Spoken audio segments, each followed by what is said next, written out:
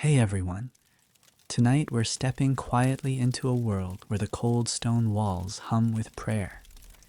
Beeswax lingers in the air, and somewhere, faint but unmistakable, a cheese wheel is sweating gently in the dark. You're not dreaming. You're entering a medieval convent, sometime around the year 1250, and trust me, you're not ready. You might think convent life was just prayer and quiet obedience, but no.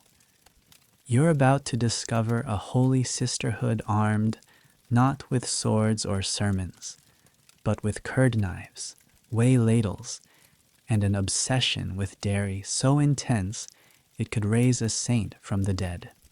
So before you get comfortable, take a moment to like the video and subscribe. But only if you really like what I do here.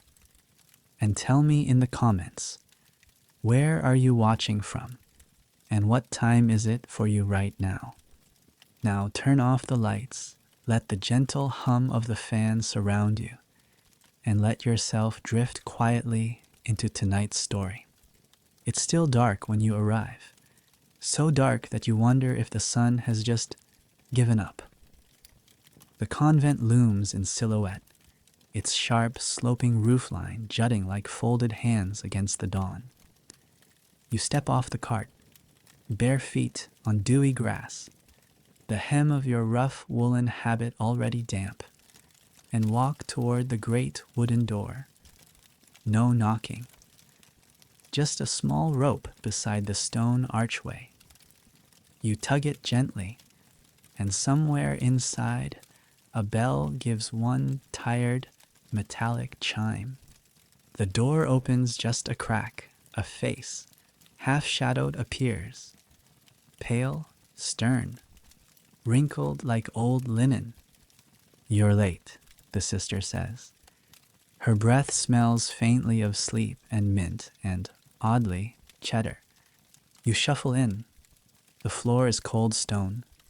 The walls are thick with tapestries woven in dull, dusty tones, dark reds and muddy browns. No icons here, just abstract shapes and looming vines. You're led down a narrow hallway that smells like beeswax and something sour, not unpleasant, just pungent. A smell that says something is fermenting. "Shoes off," she says, gesturing to a small alcove. You obey. The stone feels even colder now. Your toes curl instinctively. A second bell rings, softer and lower than the first. It vibrates in your chest like someone humming from the next room. The sister's eyes widen. "Matins," she whispers, and you both hurry down the corridor. In the chapel, flickering candlelight plays across plain wooden benches and bowed heads. Dozens of women, all in near identical habits, sit or kneel in rows. You slide into the back, unseen but not unnoticed. A younger nun glances over her shoulder. You think she might have smiled. Maybe. The prayers begin. Latin words, mumbled and soft, echo gently through the stone vaults. You're meant to follow along, but you don't know the words yet, so you just listen. And slowly, between the Sanctus and the Amen, your eyelids droop. Then something stirs in the room beyond the chapel. A cartwheel squeaks. A door creaks open, and then you smell it. Cheese. Someone, somewhere, is already turning the morning milk. The day has begun. After prayers, you're taken to the refectory. There's breakfast, technically, but don't expect much. Porridge, thin, warm, slightly sour. You pretend it's comforting. A wedge of cheese appears on a wooden board, passed down the table like treasure. Each nun takes a sliver, cut with reverence, not hunger. You imitate their motions, delicately shaving off a piece as if touching something holy. The taste? tangy, earthy, and something else. Ash, maybe? You'll learn the affinage schedule later. One nun whispers to you, this one aged over chestnut bark. You nod, like you know what any of that means. You're assigned to the dairy by mid-morning. Lucky you. The dairy is cool, sunless, and smells like milk's last breath. You meet Sister Justina, head cheesemaker. She's got arms like an ox and a face like an angel who hasn't slept in 40 years. She hands you a wooden pail of whey and a paddle. Skim, she says. You skim. Not like that. You skim again. She nods. You realize very quickly that this is not some rustic side chore. This is the sacred center of the convent's life. Everything revolves around the cheese. And not just for food. Cheese is money. Cheese is trade. Cheese is dowry. Cheese is power.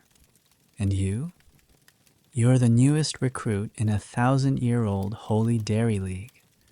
By early afternoon, the first batch of the day is in its mold.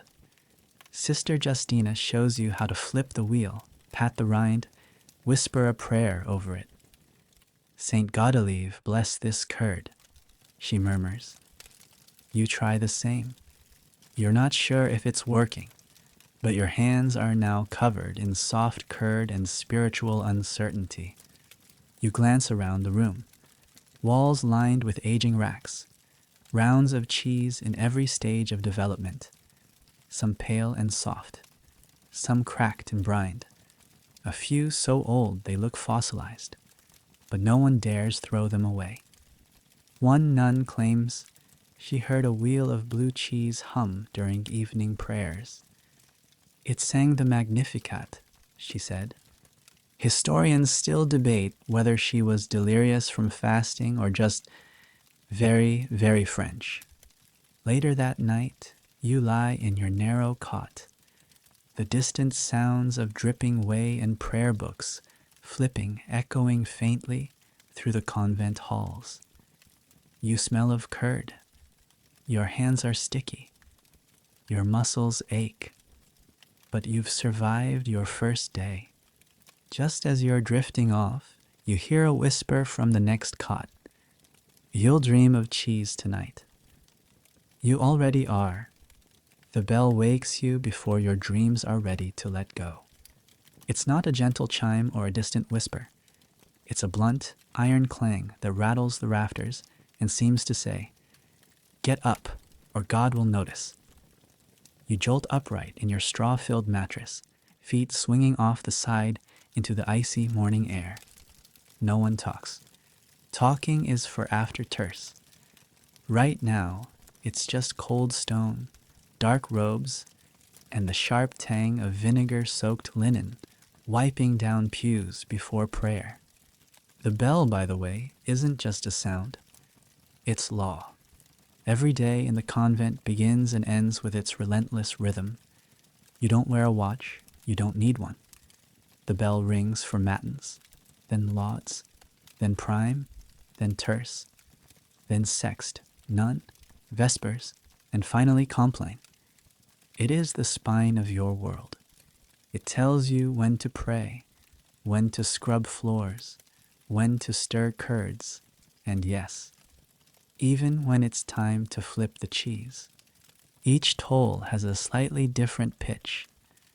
The older nuns can tell time down to the half hour by tone alone. You're not there yet.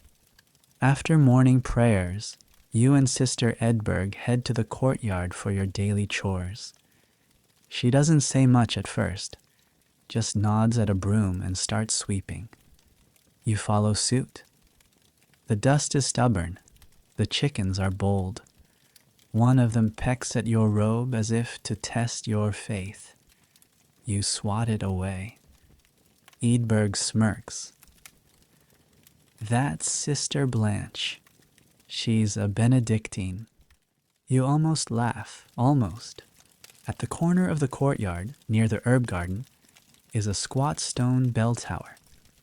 It's short, almost dumpy, but the bell inside is perfectly tuned, cast in the 1170s by a blind monk who swore it was shaped by divine guidance and goat's milk. You're not sure about the milk part, but the tone is oddly soothing, clear, commanding, not unlike your abbot. And that bell is your new boss. Forget abbesses and scribes.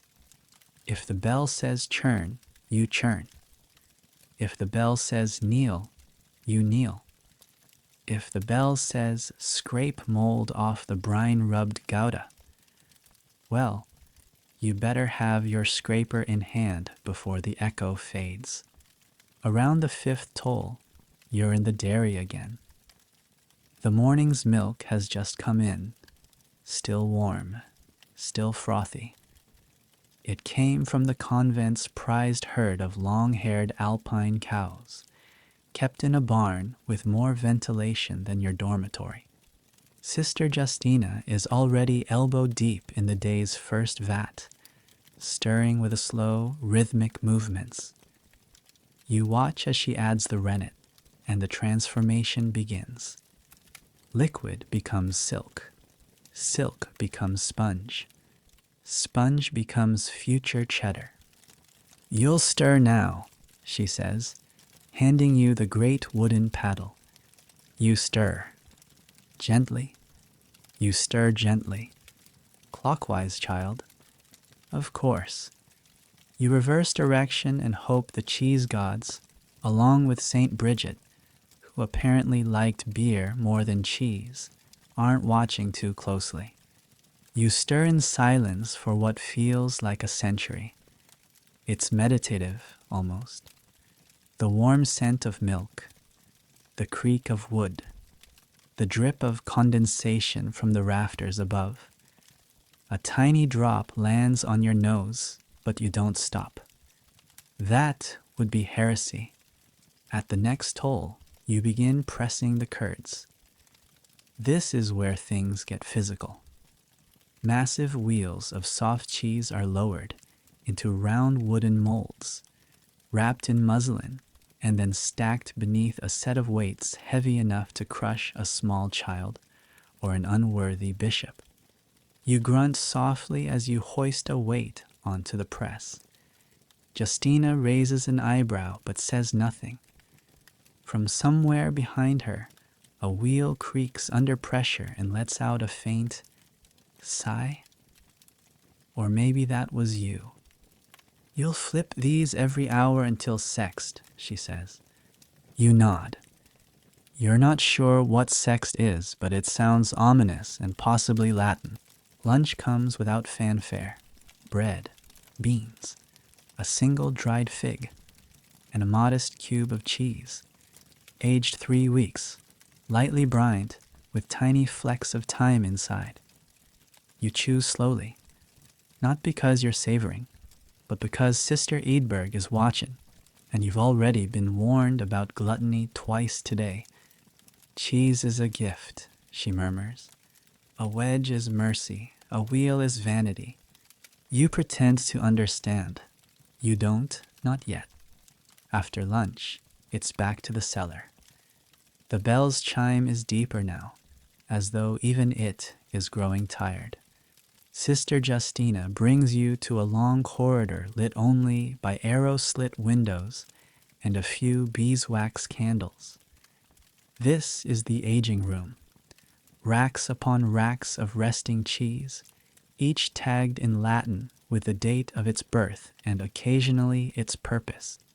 Some are marked liturgical use only. Some say episcopal dowry. One just says, do not eat ever. That last one has a bite missing. You do not ask.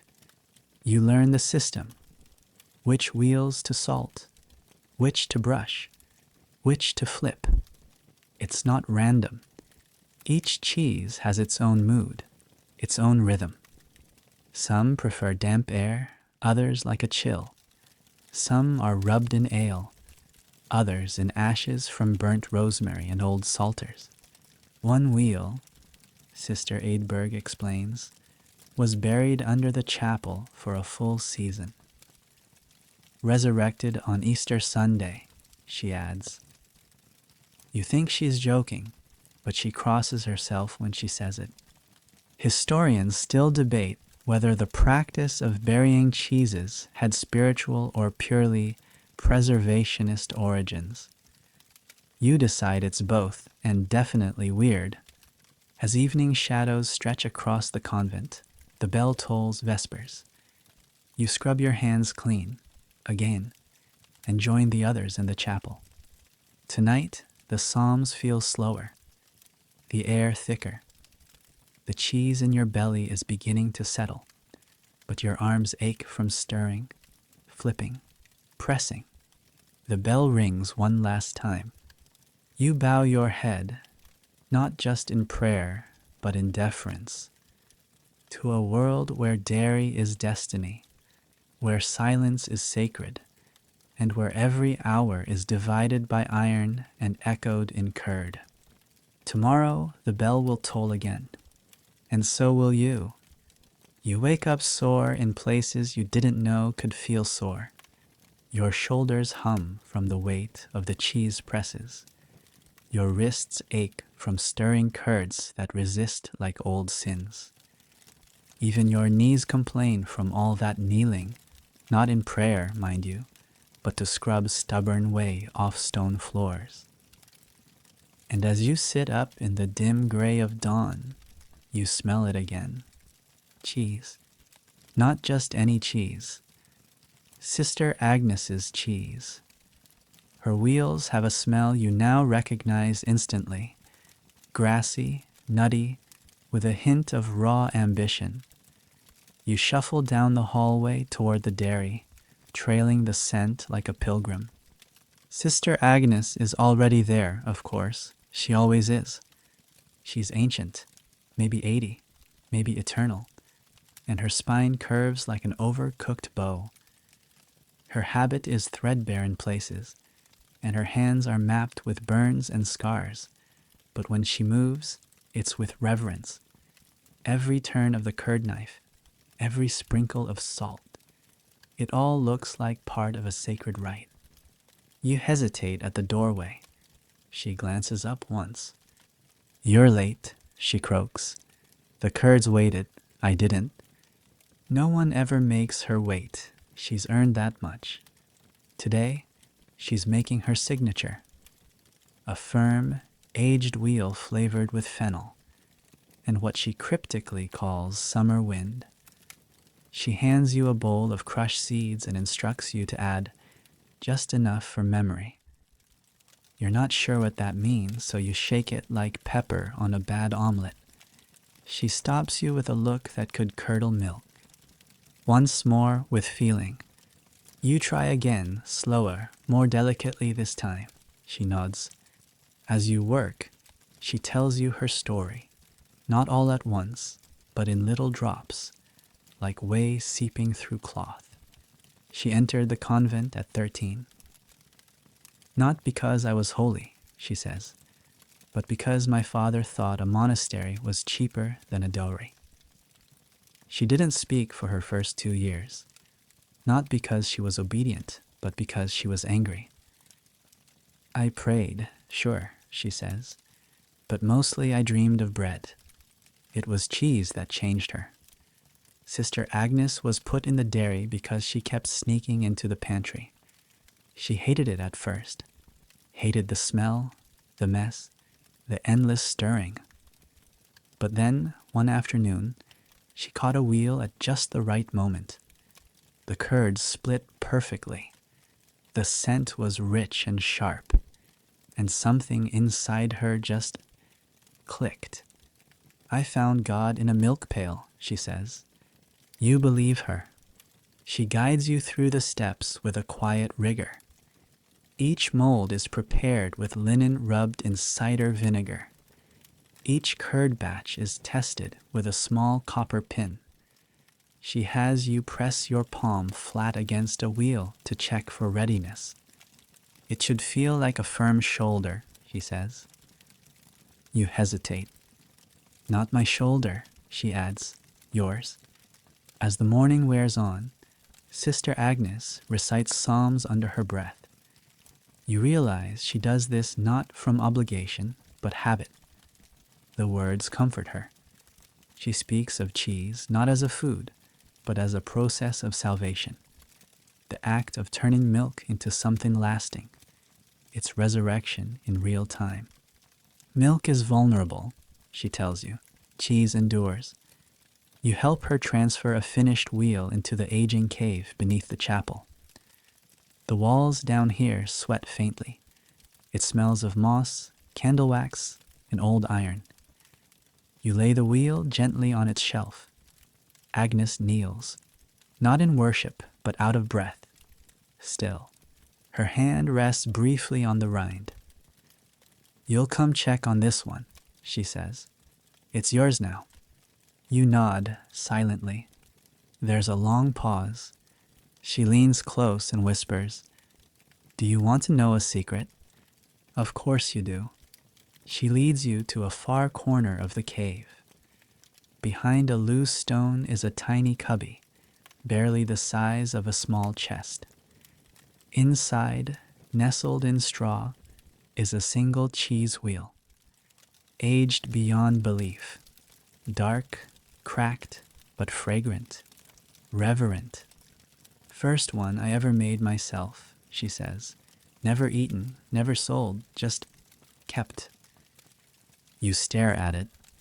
It listens, she adds, especially on feast days. You're not sure if she's joking. Historians still debate whether medieval nuns believed cheese could hold memory or prayer. The records are quiet. The cellars are not. At Vespers, you catch her nodding off mid-hymn. No one minds. Her voice, when she sings, is thin but steady, like wind through an old pipe organ. After the final Amen, she takes your hand, not in greeting, not in farewell, just to say, you're one of us now.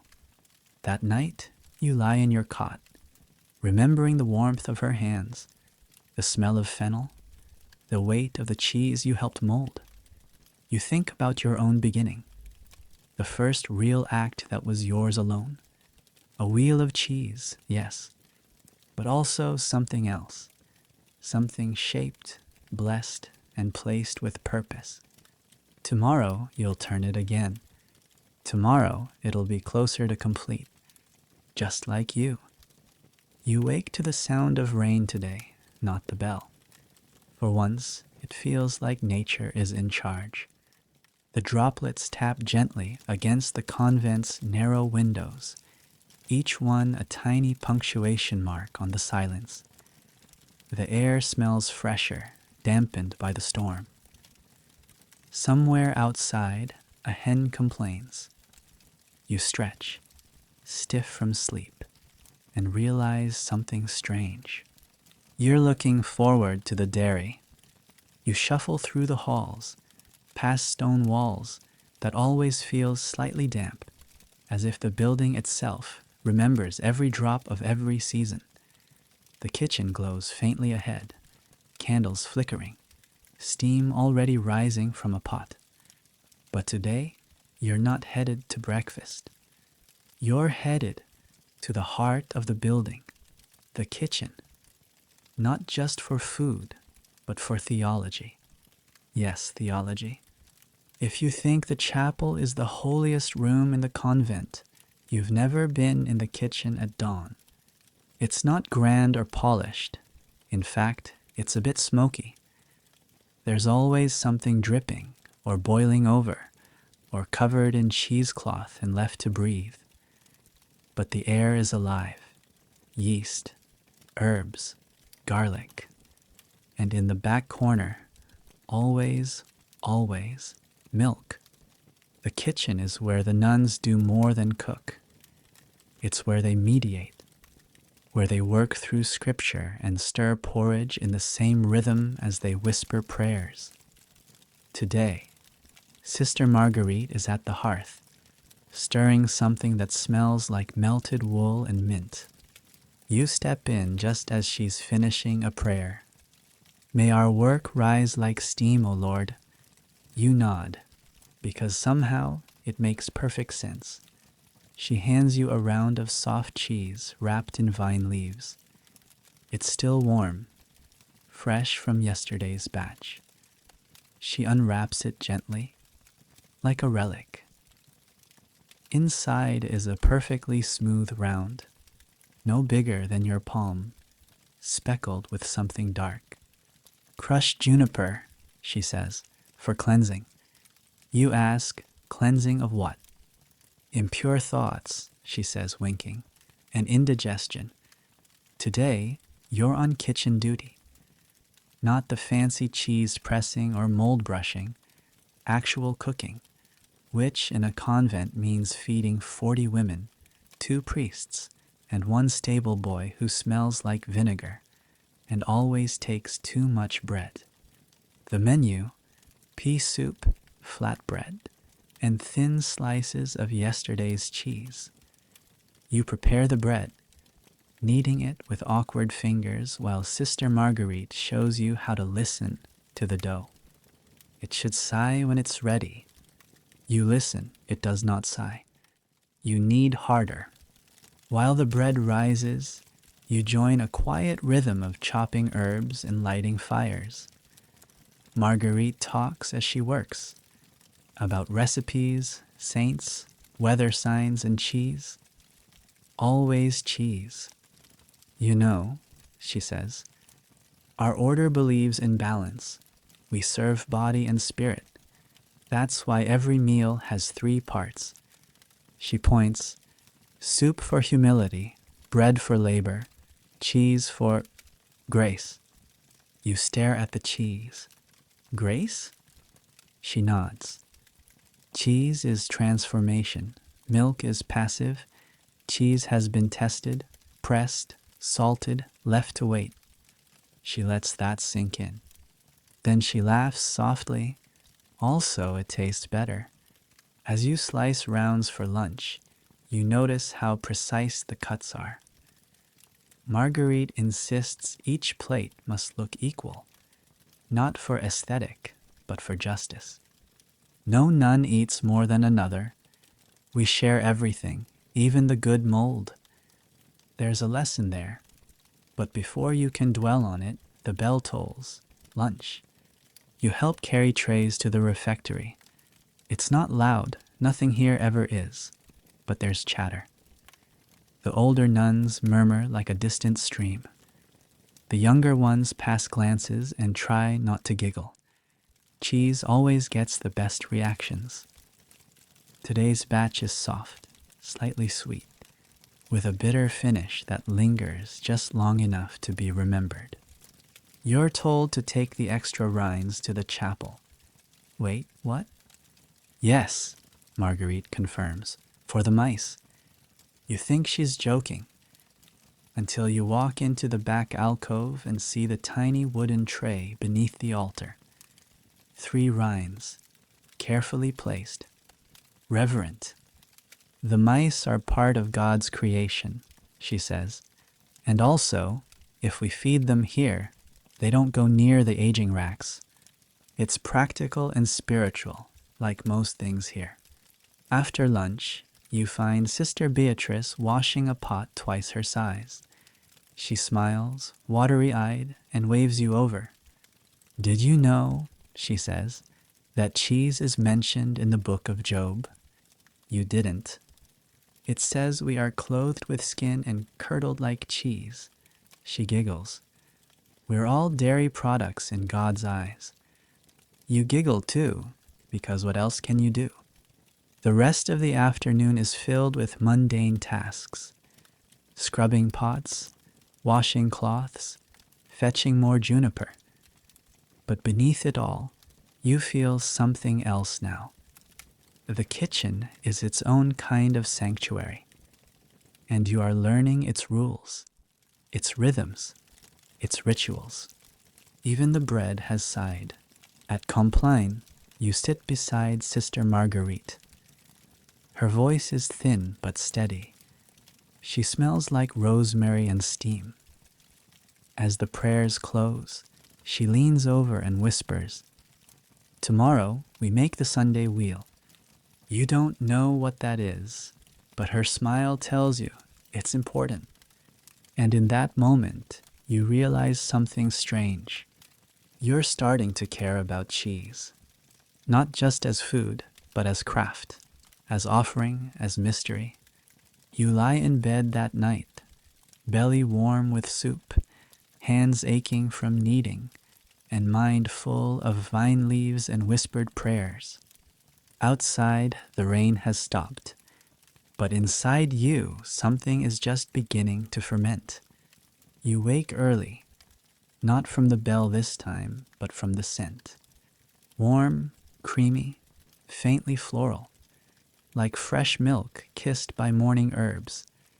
It fills the hallway, slips beneath your door, and tugs you out of your cot before your feet are ready. You dress quickly, half guessing which sandals are yours, and hurry through the still corridors toward the scent's source. It's Sunday, the day of the great wheel. Sister Marguerite waits for you in the dairy, already elbow deep in a vat the size of a small bathtub. Steam rises from the surface, swirling in gentle patterns above her head like some benevolent spirit. She doesn't greet you, she just steps aside. It's your turn. You hesitate, then step forward, hands trembling slightly, and plunge your arms into the warm, thick milk. It's richer than usual, creamier, with a texture that clings. You stir slowly, watching the surface shift and change beneath your fingers. Something about it feels alive. "You're not just making food," she says. "You're making a vessel. The Sunday wheel isn't for eating, not immediately anyway. It's aged for months, sometimes years, until its rind darkens to a hardened shell, and its body hums with deep, nutty flavors. It's the wheel brought out on feast days, for abbots, for visiting bishops, for weddings and funerals and rare miracles. It's more symbol than snack, and today you get to make one." Sister Marguerite explains the ritual in quiet, careful tones. First, the milk is mixed with holy water, just a drop, enough to invite the spirit. Then the rennet is stirred in, sourced from a calf raised by the convent, fed only with herbs and oats. Next comes the waiting. The curds must decide, she says. You don't force a wheel to form. You let it choose its shape. You nod solemnly, though the curds don't seem to be choosing anything. They just sit there, lumpy, floating, confused, like you. While you wait, Sister Beatrice joins you with a small book, bound in soft leather, stained with age and cream. It's the convent's cheese-making journal, dating back over 100 years.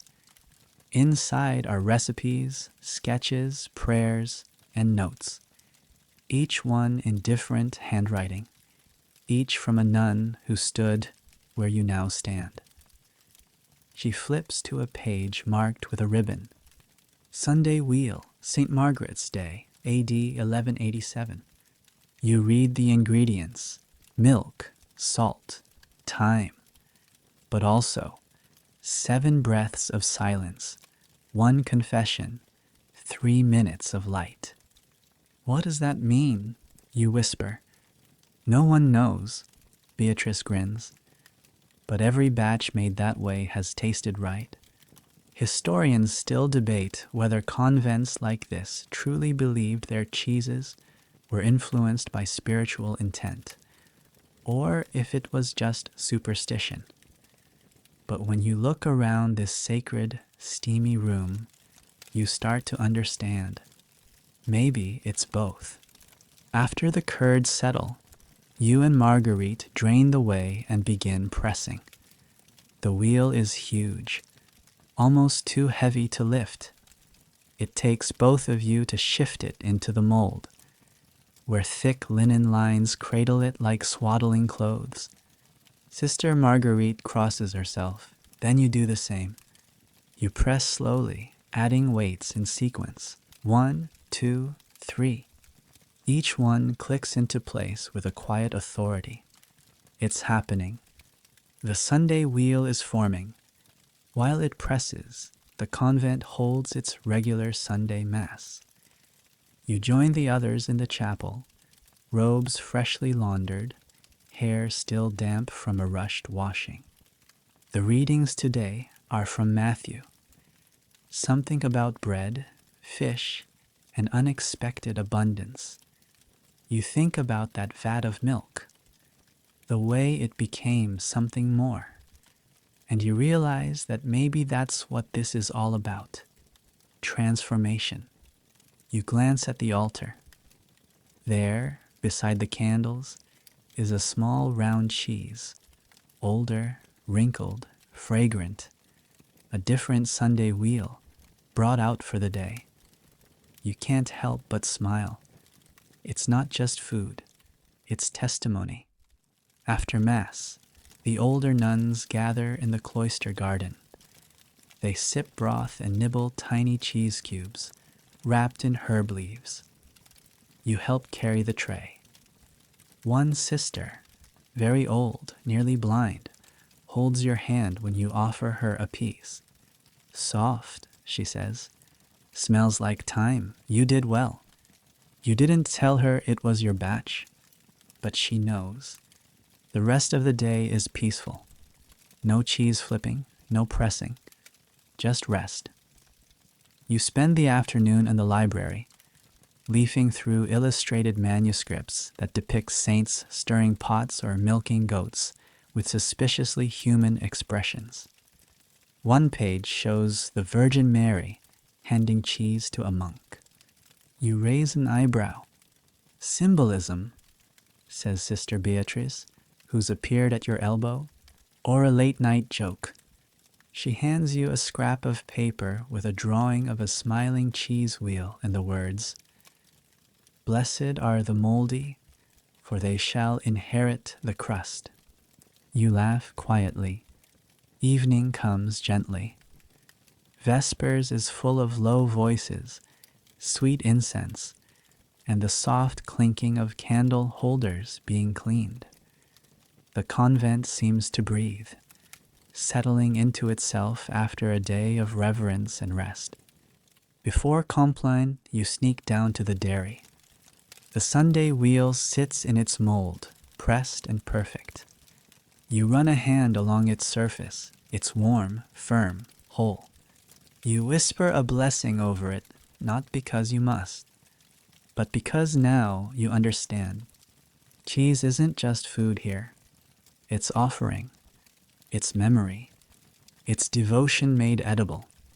You return to bed that night full of bread, prayers, and a strange new pride. The cheese is aging, and so are you, both becoming something deeper. You dream of silence, not the absence of noise exactly, but a presence, a deep, holy quiet, like standing alone inside a chapel built entirely from wool and candlelight. When you wake, it lingers. You blink in the gray half-light, and for a moment you can't tell whether you're still dreaming or simply alive in a world where silence has power. Because today is the day you'll learn the most important lesson in the convent, how to make cheese without saying a single word. The dairy is already awake when you arrive. The air smells of fresh linen and morning milk. A new batch has begun warming in the great copper cauldron, and a group of nuns gather around it with hands clasped and heads bowed. Not in prayer, but in focus. Sister Justina greets you with a single nod. She places a finger to her lips. No talking. From this moment until none, The entire cheese-making team works in silence, not the polite silence of strangers on a bus. This is vowed silence, chosen, enforced, sacred. You begin by washing your hands in a stone basin beside the door. The water is freezing. You bite back a hiss and dry your fingers on a rough cloth. Across the room, Sister Beatrice is folding muslin with quiet precision, her hands moving in a rhythm that feels almost like dance. You imitate her movements, awkwardly at first, then better. Nobody corrects you aloud, but someone gently nudges your elbow when you reach for the wrong knife. No scolding, just a look. In silence, every glance becomes a paragraph. The vat hisses as the milk begins to curdle. You stir with slow, deliberate motions. A nun taps your shoulder and holds up 2 fingers. Time to check the temperature. You nod and insert the brass thermometer. The reading is perfect. She smiles briefly. That smile is louder than a hymn. Without words, you begin to notice everything. The way the curds break with a barest touch. The pattern of steam on the window panes. The sound of Sister Agnes's knees cracking as she lifts a mold. Even the wheels seem to breathe differently today. Settled, focused. You press the curds, gently at first, then firmer. The wheel resists. You adjust. No one tells you how. You just feel it now. You didn't realize how noisy cheese making was until you stopped speaking. The slosh of whey, the squelch of curds, the rhythmic sigh of linen being pulled taut. It's like music, not pretty music, but honest. Marguerite once told you that silence is not the absence of sound, but the space that lets it live. Today, you finally believe her. The bell tolls for sext, breaking the spell. You exhale and laugh, not aloud, just a huff through your nose.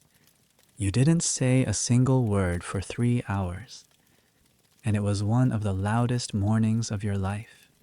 After the work, you eat. Lunch is barley soup, crusty bread, and a sliver of the Sunday wheel from 3 years ago. Now mature, sharp, and crumbling at the edges. It smells like old grass and thunderstorms. You chew slowly, reverently. One of the younger nuns leans over and whispers, "That was amazing." You don't know if she means the silence or the cheese. You nod. Either way, she's right. After lunch, you help clean the tools. The big paddles, the cloths, the curd knives. Each one is treated with care, like relics from a holy war fought in brine and salt. Sister Agnes shows you how to oil the wooden molds with rosemary-infused beeswax. It keeps them from cracking, she explains, finally speaking again, and keeps the mice confused. You raise an eyebrow. They hate rosemary, she says. You wonder if that's true. Historians still debate whether medieval nuns actually used herbs for pest control or simply believed they kept demons out. Either way, it works. You haven't seen a mouse in 3 days. In the evening, there's no formal service, just a quiet reading in the cloister. One of the sisters reads from Julian of Norwich, gentle words about love, pain, and the slow work of grace. You sit cross-legged on the cool stones, watching the sun slide down the cloister wall. Behind you, someone coughs. Beside you, someone sighs. But no one speaks. You've grown used to the quiet now. Before bed, you return to the aging room. The wheel you worked on this morning is tucked neatly on its shelf, wrapped in muslin, tagged in Latin. You touch the linen lightly, You know its weight, its smell, the exact give of its sides. You know this wheel like you know your own breath. It isn't yours, not really, but still you made it. You bow your head and offer a prayer, not in Latin, not aloud, just thought, gratitude, stillness, silence.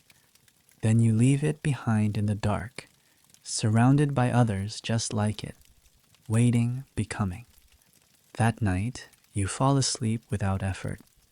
No noise in your head, no thoughts racing, just the memory of silence and the promise of cheese.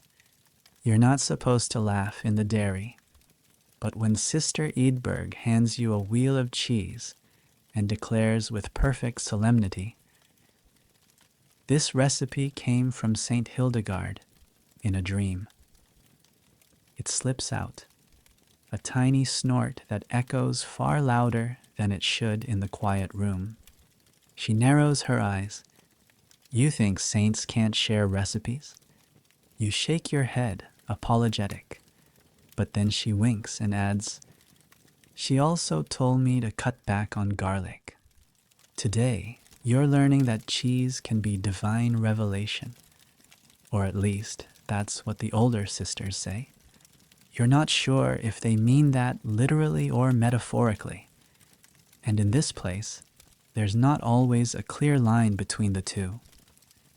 The convent has dozens of recipes, each with its own origin story. Some came from noblewomen, some from travelers, some supposedly from visions. You help prepare what they call blessed brie. It's not really brie, not in the French sense. It's softer, wrapped in edible herbs, and smells like what you imagine the Garden of Eden smelled like. If Eden had a goat. Sister Edberg walks you through the steps. Mix the curds slowly, add clover flowers, wrap with calendula leaves.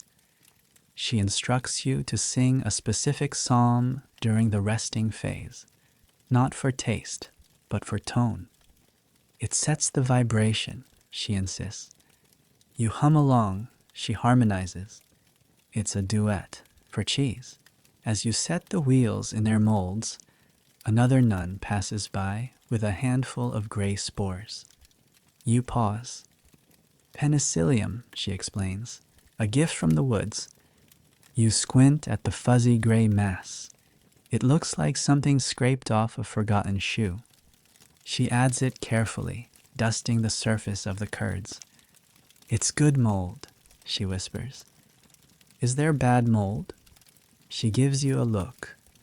"Yes," she says, "and it knows when you're afraid." Once, a novice misidentified mold and served a wheel too early. It made 4 nuns violently ill, and one sing Gregorian chants backward for 2 days. Now, only 3 sisters are allowed to declare a cheese ready. They call themselves the Council of Ripeness.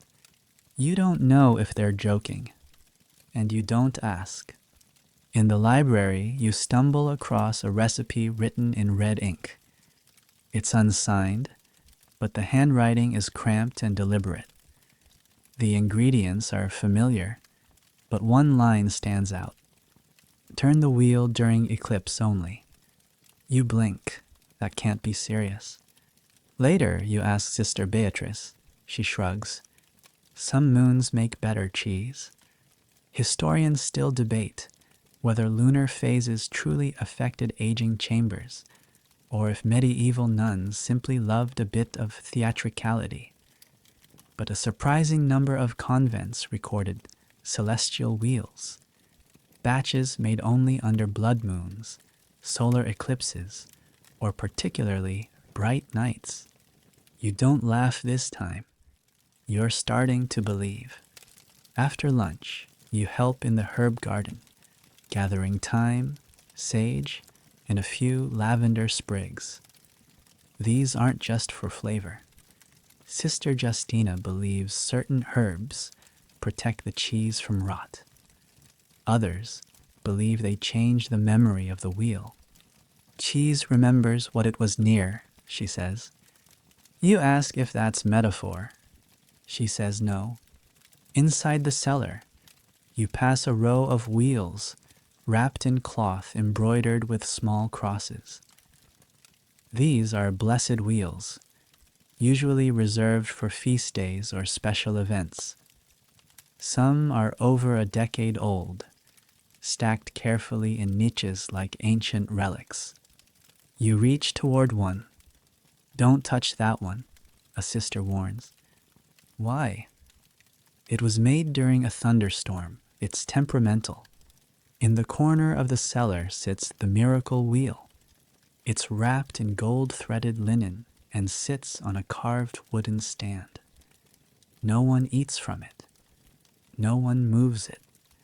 Some say it healed a sick priest. Others say it wept during Lent.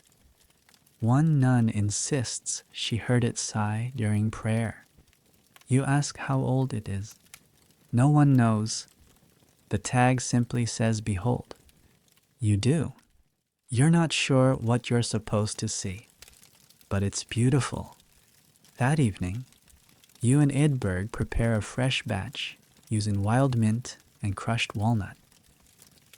The recipe is from a nun who lived here 200 years ago, according to the worn margin notes. You follow it exactly, right down to the part that says, chant once, salt twice. You chant, you salt. The wheel forms. You press it gently, whispering, Amen. It doesn't respond, but maybe that's okay. Maybe that's part of the mystery. At Compline, the chapel is filled with the low hum of evening prayers. The candles flicker. A thunderstorm rumbles far off in the hills. You wonder if someone will sneak a batch into the press before the storm passes. You wouldn't blame them. You've begun to understand that in this convent, faith isn't just in the chapel. It's in the kitchen, in the curd, in the cool quiet of the cellar, and sometimes, yes, in the mold. It starts with a ledger, a dusty, oversized book in a cracked leather binding, pulled from the bottom shelf of the convent's archive room. The spine creaks when Sister Justina opens it, and a puff of flower-colored dust drifts into the air. She turns the pages slowly, reverently, until she finds the one she wants. There, she says, tapping the page with a finger thickened by years of stirring vats. That's the first record of income. You squint. It's a number. And next to it, 2 words, written in shaky Latin. Cassius Venditus, cheese sold. This is the part they don't put in the saints' lives or the illuminated manuscripts. The part where you learn that, in the Middle Ages, cheese wasn't just nourishment or devotion. It was business. It starts small. A wheel here, a slice there. A local baron's steward comes by once a season, grumbling about the taste of God's pantry as he hands over a coin purse. Then there's the baker from the village below, always looking to trade flour for soft cheese, claiming it sells better if it smells blessed. Soon, the convent realizes these wheels aren't just gifts or meals. They're currency. Sister Justina walks you through the basics of monastic dairy economics. You take notes, even though no one asked you to. It feels important. Cheese sales, it turns out, funded more than candles and salt. They paid for ink, for vellum, for repairs to the chapel roof, the new press, and even, yes, a stained glass window depicting Saint Bridget offering cheese to a fox. You ask, the fox is symbolic, probably. You help her prepare a shipment for the next market day. It's not flashy. Just 10 wheels, neatly wrapped in cloth marked with a convent seal. A small bundle of notes is tucked alongside them. Descriptions, weights, aging dates. One simply says, sharp, pious. You raise an eyebrow. Justina shrugs. The abbess likes personality in her descriptions. At the edge of the cloister, you watch as a cart arrives. 2 oxen, a driver who smells faintly of plum brandy, and a sack of turnips he insists are free with any cheese. You help load the wheels. The driver counts coins. One of the older nuns murmurs a quiet blessing. And just like that, a week's worth of prayers and curds roll out toward the village and into the local economy. That afternoon, you assist in the scriptorium, copying a hymn while your fingers ache from too much pressing. The scribe, a sharp-eyed woman named Sister Alodia, peers over your shoulder. Your lines slope like unblessed bread. You blush. She leans closer. But at least we can afford more parchment now, she adds, winking. You laugh, relieved, and glance over at the growing stack of blank sheets. Paid for, you realize, by cheese. After Vespers, the abbess herself calls you into her chamber. It's not grand, just a small room with a wooden desk, 2 candles, and a single round of cheese under a bell jar. She waves you in, gestures for you to sit. Do you know, she says, slicing a sliver from the wheel, that this convent once kept its accounts entirely in cheese? You blink. Not just sold it, she continues. Used it to pay taxes, bribe scribes, even settle disputes. She hands you the slice. It's crumbly, earthy, faintly herbal. You chew slowly. It tastes like trust. You ask if there were ever problems, if people ever refused to take cheese as payment. Oh, once, she says, smiling.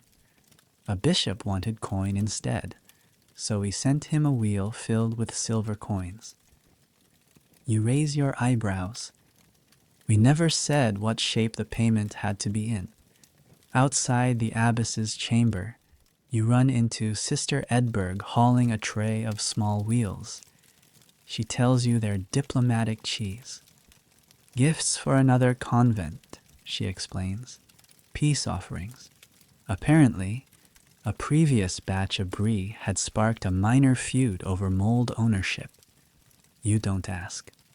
You help her wrap the wheels. She sprinkles dried rose petals into the cloth.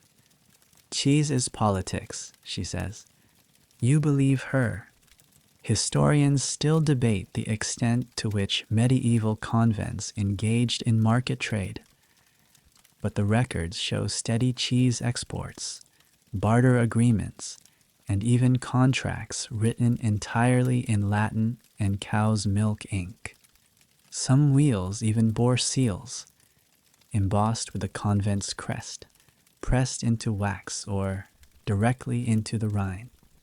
You spot one on the shelf later, a round marked with a lily and 2 praying hands. It looks like a relic. At dinner, the talk turns to cheese theft. Sister Beatrice swears a monk once stole 3 wheels by hiding them under his robes. Did he get away with it, you ask? No, she says. He tripped on the stairs, rolled all the way down like a divine punishment. Everyone laughs. Quietly, of course. But you notice several sisters glancing toward the cellar, as if counting their inventory. Later that evening, you help dust the shelves in the aging room. Some of the oldest wheels are labeled with code names. Pilgrim's Comfort, Storm Blessing, the Justina Affair. You pause at that last one. Don't ask. says a voice behind you. You don't. Before bed, you jot a note in your own journal. Cheese is value, but also voice. You mean it. Each wheel holds a story, a purpose, a price. It's not just food, it's power. Aged, pressed, and wrapped in cloth. You lie awake for a moment longer than usual, imagining all the people out there in the world tonight, eating a little piece of your convent, of you. And maybe, just maybe, they taste the prayer in it. You weren't supposed to see it, but there it is, scribbled in the back of the ledger, behind the neat columns of cheese weights and Saint Day listings. 2 wheels to Brother Thomas, no record, no blessing. Sister Beatrice notices your pause as you turn the page. She leans over and whispers, "The black market." You blink. In a convent? "Oh yes," she says, almost gleefully. "Illicit cheese trading, the holiest scandal." It turns out, not all cheese dealings in the Middle Ages were done under the gentle gaze of the Virgin Mary. Some wheels slipped through side doors, some curds curdled outside church doctrine, and a few nuns, perhaps unintentionally, became cheese smugglers. The most famous of them all? Sister Albruna. You've never met her. She left the convent a decade ago. Some say she was exiled. Others say she left of her own accord after a cheese dispute with the abbess grew theologically heated. Either way, the legend goes like this. She had perfected a soft cheese that didn't need long aging. It traveled well. It packed tightly. And, crucially, it tasted so good, neighboring monasteries would barter books, candlesticks, and even indulgences just to get their hands on it. She started trading in secret, used prayer boxes as delivery crates, disguised cheese wheels as loaves of bread, even passed them through confessionals, if you believe the more dramatic versions. Sister Edberg insists she once saw Albruna slipping a wheel into the folds of a friar's habit. The man walked out twice as wide as he came in, she says. Didn't bend once during the whole genuflection. You laugh, a little too loud. A few sisters glance over. You're in the cellar, helping rewrap older wheels. The ones from Albruna's era have no seals, no labels, just vague initials scratched into their base with a pin. BT, RS, COW. Some think that one's a joke, Beatrice mutters, pointing to COW. But she was clever like that. Of course, the convent eventually noticed. Wheels were going missing. Revenues dipped. And a particularly old monk complained of divine lactose overdose. They confronted her. She smiled. Then she left. No excommunication. No trial. Just silence. The convent, it seemed, didn't want the scandal. Didn't want word to get out that their cheese had found its way into questionable hands. Hands that weren't properly blessed. Still, the memory lingers. You passed Sister Justina one morning carrying a cloth-covered round. She pauses, looks both ways. "Bless this," she says softly, "but don't ask who it's for." You nod. Maybe it's charity, maybe it's black market, maybe it's both. Later, you ask Marguerite why people would risk so much for cheese. She's quiet for a moment. "Because it lasts," she finally says. "And when you're poor or afraid or alone, something that lasts feels like hope." She tells you that during times of war and famine, convents would sometimes trade cheese with travelers for stories, for news from the outside, for protection. and sometimes for silence. Cheese, after all, doesn't talk, but it moves. There's a story of a wheel that made it all the way to Rome, hidden in the false bottom of a reliquary. No one knows who sent it. No one knows who ate it. But somewhere in the Vatican's records, there's a purchase marked simply, Holy Offering, exceptionally tangy. You wish you were making this up. You're not. Historians still debate the extent of monastic involvement in underground trade networks. The evidence is sparse, but the whispers, abundant. One night, long after Compline, you sneak back to the cellar, just to see. There, tucked behind a basket of beeswax candles, is a wheel wrapped in cloth you don't recognize. No tag, no seal. Only a note. For the road, may it nourish and keep silent. You don't touch it, but you stare, because suddenly you understand something. In a world of vows and silence and carefully pressed obedience, the cheese could go where the nun could not. It could travel, speak, comfort, bribe, bless, and return in memory if not in rind. The next morning, you help pack another shipment. It's all above board, sealed, counted, blessed. But one wheel feels heavier. You glance at Beatrice. She says nothing, but she smiles. That night, as you lie in bed, you wonder how many stories are hidden in the folds of old cheesecloth. How many secrets traveled beneath layers of wax and rind. You think about Sister Albruna. You think about your hands, how they've pressed cheese, flipped it, salted it. You wonder if maybe one day your wheel will end up in someone else's story. Not as crime, not as scandal, but as proof that you were here and that your silence, your work, spoke louder than anything you could have ever said.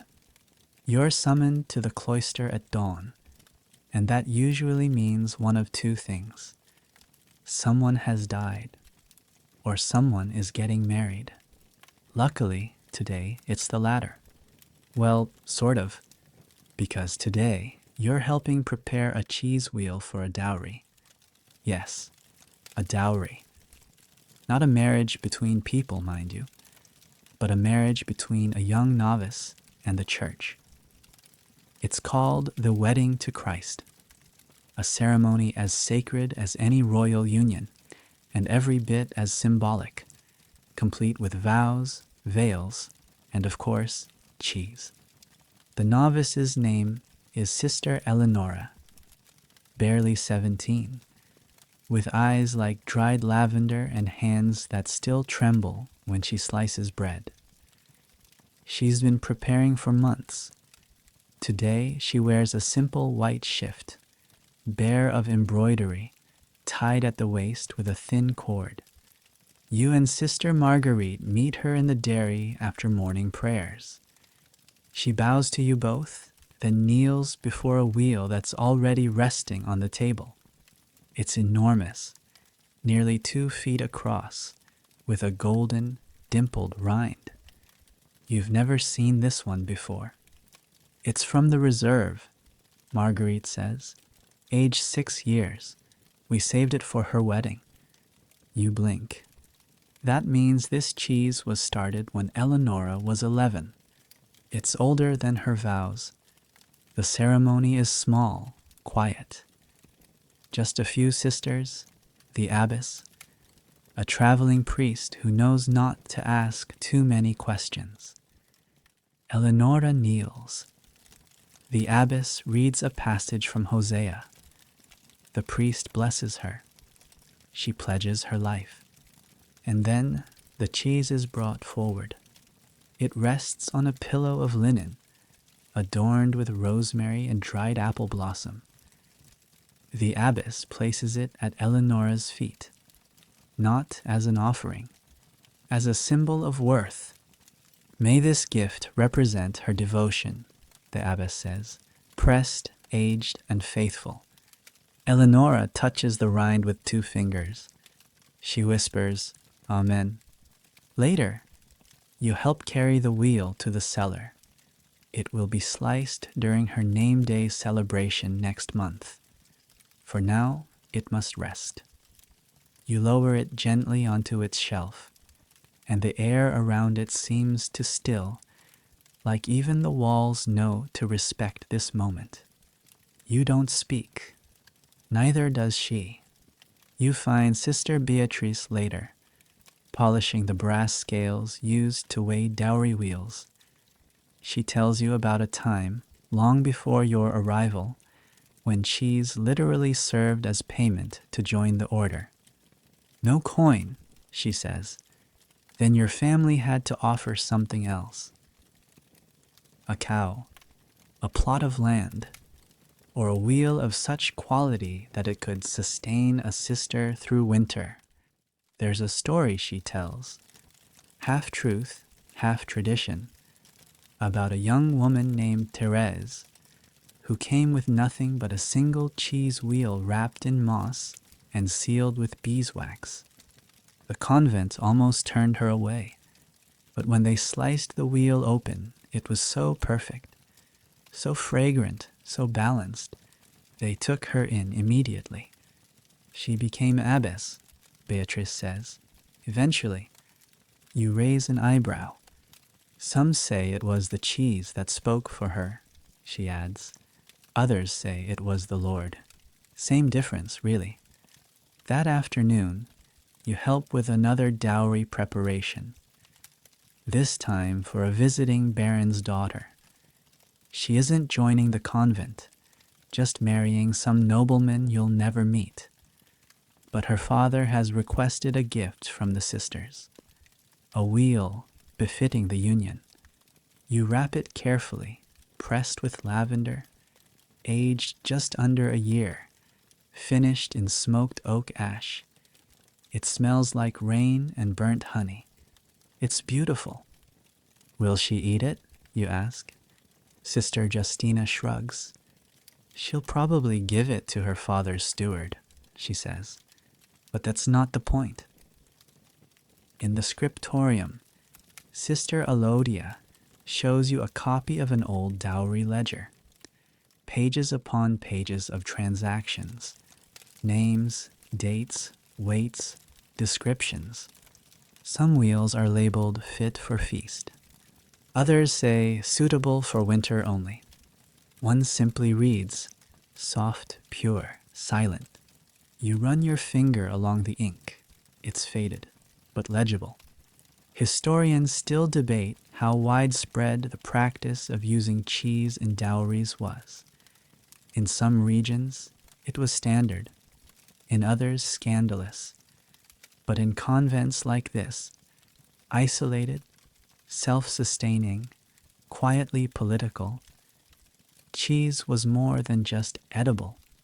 It was a statement of commitment, of wealth, of craftsmanship. After Vespers, you and Eleonora sit by the herb garden. She's quiet, cradling a cup of broth. You don't speak for a while. Then she says, "Do you think it's silly?" "What?" "That my dowry is a cheese." You think carefully. "No," you say. "I think it's the most honest dowry I've ever seen." She smiles and it's real. "I made it," she says softly. "That wheel, with Sister Agnes. I pressed it myself, watched it age." You blink. "That's why it was chosen," she adds. "It knows me." That night, you lie awake thinking about all the wheels you've helped make, how each one carries a little piece of someone's time, their labor, their intention, their faith. You think about dowries made of bread or cloth or cattle, but somehow cheese feels more fitting, because it waits, because it holds, because it remembers. You close your eyes and dream of a wheel wrapped in moss, resting in a cellar, waiting for someone to say, "Yes, this is enough." You're in the chapel when the whisper starts, a ripple through the rows of kneeling nuns. Heads shift, hands pause mid-prayer. Even the incense seems to move differently, curling upward like it too is trying to listen. Someone leans close and murmurs into your ear, "It's happening again." You don't ask what. You already know. The miracle wheel is stirring. It's not the first time. Once, during Lent 2 years ago, Sister Beatrice swore the wheel hummed during Compline. Another sister claimed it glowed faintly during a vigil. Someone said they saw a beetle land on its rind and walk away changed. Of course, no one writes this down. You won't find it in the ledgers. But everyone knows. There is something strange, something holy about that wheel. You follow Sister Marguerite down to the cellar after Vespers. The door creaks open. The air is damp and still. There it sits, nestled in its cradle of straw and linen, marked with the same old sign. Behold, you behold. At first, nothing. Then a soft sound, like a whisper, or wind through barley, or maybe a sigh. You glance at Marguerite. She doesn't blink. It only does that, she says quietly, when someone is sick. Word spreads by morning. The bishop's steward has arrived, pale and shaking, begging for prayer. He collapses on the chapel steps. The abbess nods once. "It's time," she says. "You and 4 others are tasked with retrieving the wheel. You carry it together, wrapped in linen, supported by a carved wooden board that usually holds relics during feast days. No one speaks. No one jokes. Even Sister Edberg, who once called it a glorified sandwich, is silent. You place it gently beside the bishop's steward. The abbess begins to pray. Sister Beatrice places a sliver of the wheel, thin as parchment, on the man's tongue. He doesn't move. Then slowly, he exhales. Later, no one will say it was the cheese. They'll say it was rest, or warmth, or prayer. But privately, they'll all admit the truth. The cheese knew. You help return the wheel to its shelf. You rewrap it with fresh cloth. Sing a psalm softly under your breath. The cellar feels warmer now, as if the wheel gave off heat. Why does it only work sometimes, you ask? Marguerite shrugs. Miracles aren't recipes. That afternoon, Sister Justina shows you the cheese miracle ledger. It's kept separate from the rest. Thin, bound in rough goatskin, hidden beneath a false bottom in the herb cabinet. Inside are short entries, each dated and signed with initials. 1326, Sister Margot, fever broke, cream cheese. 1403, Brother Elias, bones reset, ash rubbed Gouda. 1471, Widow Esme, sight returned, brie, unaged. You turn the pages with reverence. Every miracle tied to a cheese. Every cheese tied to a woman. Historians still debate whether medieval convents truly believed in curative cheese, or if it was a convenient way to add solemnity to a basic foodstuff. Some argue it was symbolic, cheese offered in place of medicine. Others believe it reflected deeper traditions, stretching back to pre-Christian dairy rituals. Either way, you're not sure it matters, because when people are sick, afraid, or dying, and you offer them a wheel of something pressed, aged, and patient, it means something, even if it's just comfort. There's a story Sister Beatrice tells of a wheel that healed a broken heart. A young noble woman sent to the convent after being spurned by a suitor. She wouldn't eat, wouldn't speak. Then one evening, she was given a slice of a cheese aged with elderflower and honey. She cried. She slept. She stayed. She became a sister and never left. They call that cheese sweet mercy. You ask if any of it's true. Enough of it is, Beatrice replies. In the following days, you begin to notice how often cheese is involved in healing. A sister with sore joints gets a warm wheel placed against her back. A novice with grief is handed a round wrapped in chamomile. A scribe with eye strain is given a bit of tangy sheep's cheese to wake the mind. No one expects it to cure, but it helps, because it's a gift that took time, and time is the one thing pain always tries to steal. One morning, you help prepare a new wheel to be set aside for miracles.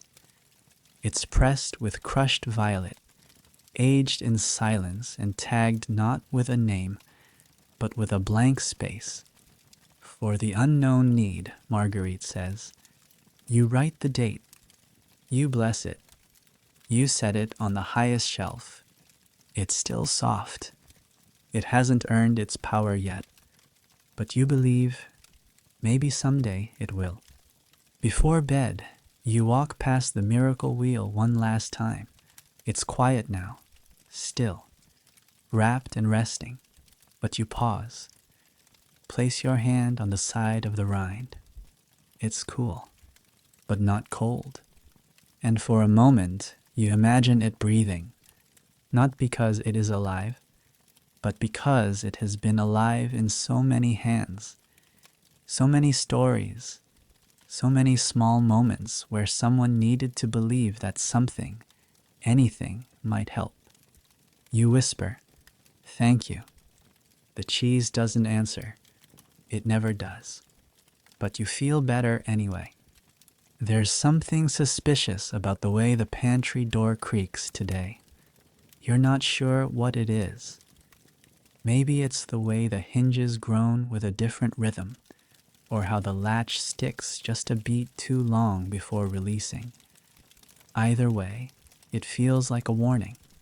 Because today is Lent, and Lent means one thing in the dairy: Jesus' temptation. You enter the pantry with clean hands and a guilty heart, not because you've eaten anything, but because just thinking about soft ripened cheese while holding a loaf of dry, Lent-approved barley bread already feels like a sin. The wheels sit on the top shelf like smug little gods, firm, fragrant, silently judging. There's one particularly plump round you recognize from last week. It's aged with sage and bay. You remember pressing it yourself, wrapping it in ash and salt, whispering a psalm as you sealed it. Now it stares back at you.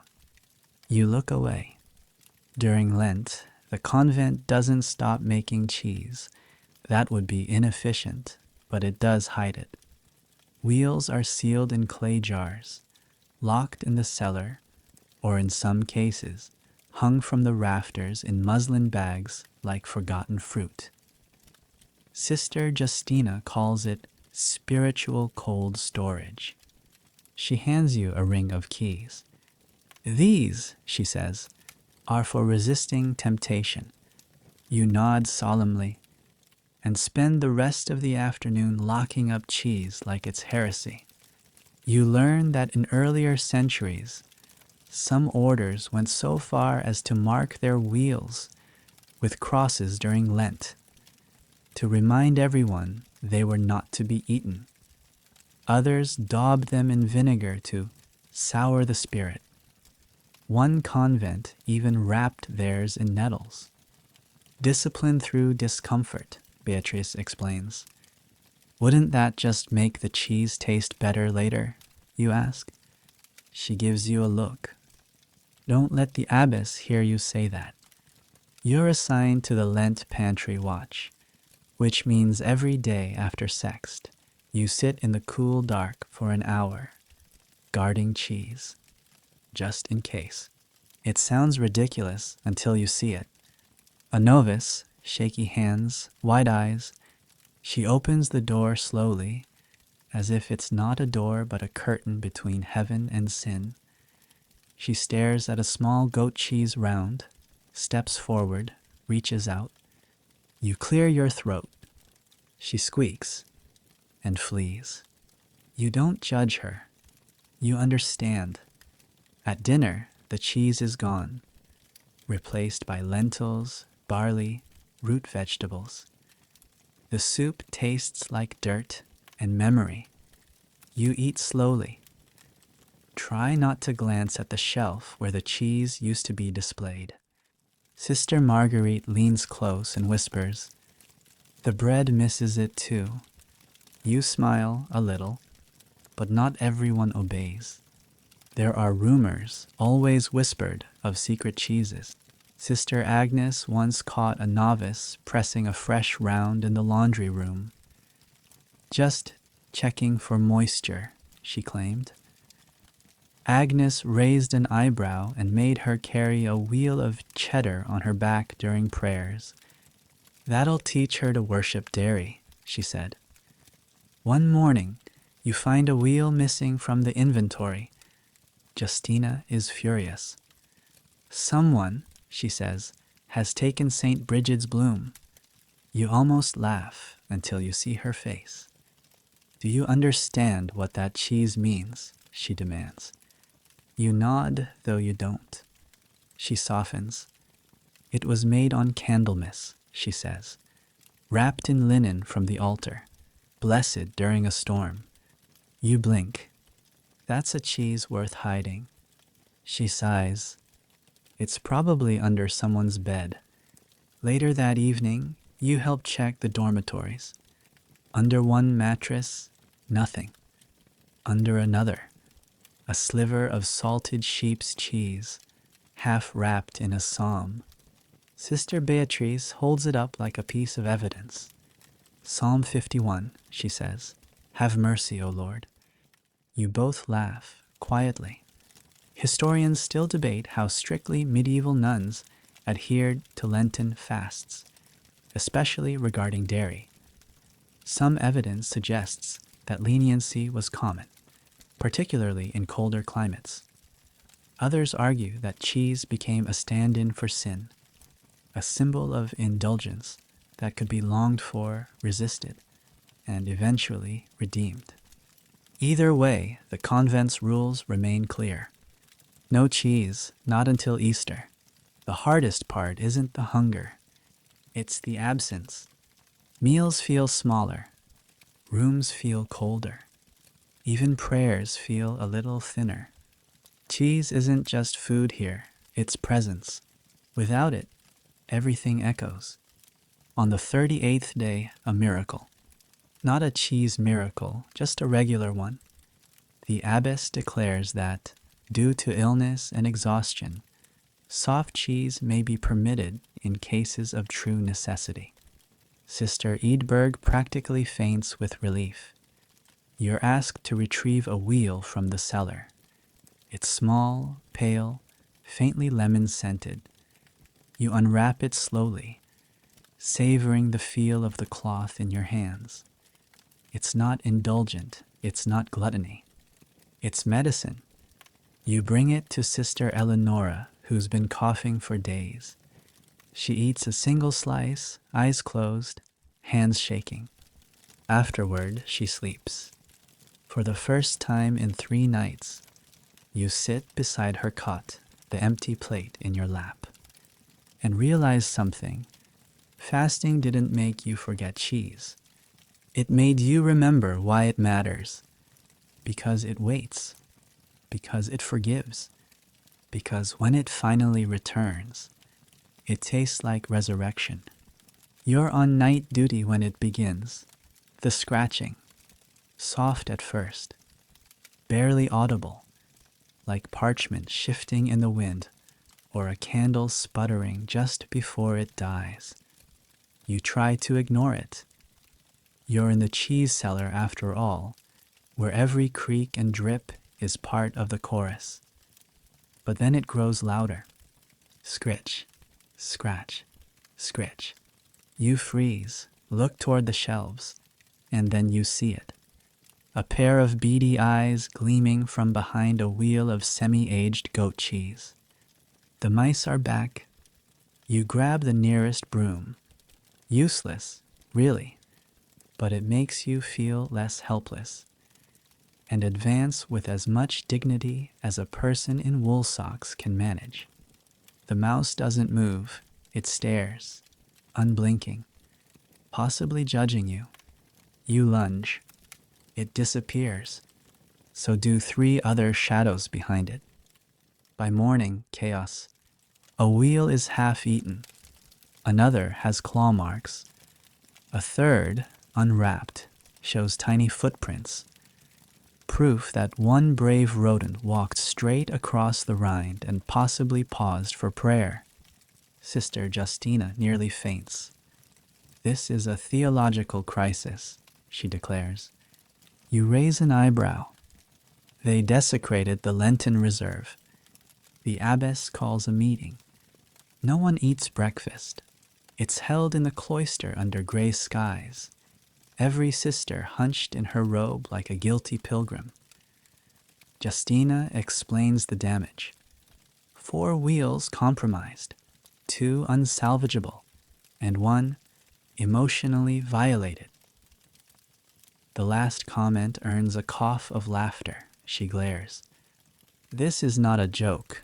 These mice are strategic. You don't disagree. An emergency plan is devised. The traps come out, gentle ones, blessed ones, with tiny painted icons on the side. You bait them with crumbs of rejected rind. Sister Beatrice insists on singing the St. Francis hymn as she sets hers. They're still God's creatures, she says. God's hungry creatures, mutters Justina. You're assigned to guard duty. 2-hour shifts, alone in the cellar, watching for movement, armed only with a candle, a broom, and a prayer card depicting Saint Gertrude, patroness of cats and, unofficially, of mouse-related catastrophes. On your first shift, you spot 3. You catch none. You do manage to trip over a bucket and scare one so badly it launches itself into a wheel of hard cheese and ricochets off the rind like a pebble off a bell. You win that round. By the second night, the mice have grown bold. They no longer run from you. They just move around you, as if you're a clumsy, robed obstacle in their well-planned heist. You spot one perched atop a wheel like a general, surveying a battlefield. You whisper, "Don't." It squeaks once, then disappears. Sister Agnes offers an alternative, a cheese exorcism. She's only half joking. In her younger days, she claims, she once drove off a mouse infestation using holy water and Psalm 91. He shall deliver thee from the snare of the fowler and the rodent, she adds, muttering. The abbess refuses the ritual, but she does bless the traps. Historians still debate whether medieval convents actually performed rodent exorcisms, but records exist of nuns writing formal letters of banishment to rats. One even excommunicated a family of weasels for desecrating an herb garden. Whether these actions were symbolic, humorous, or desperate remains unclear.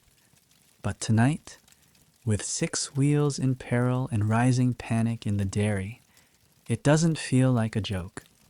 It feels like war. Then, a breakthrough.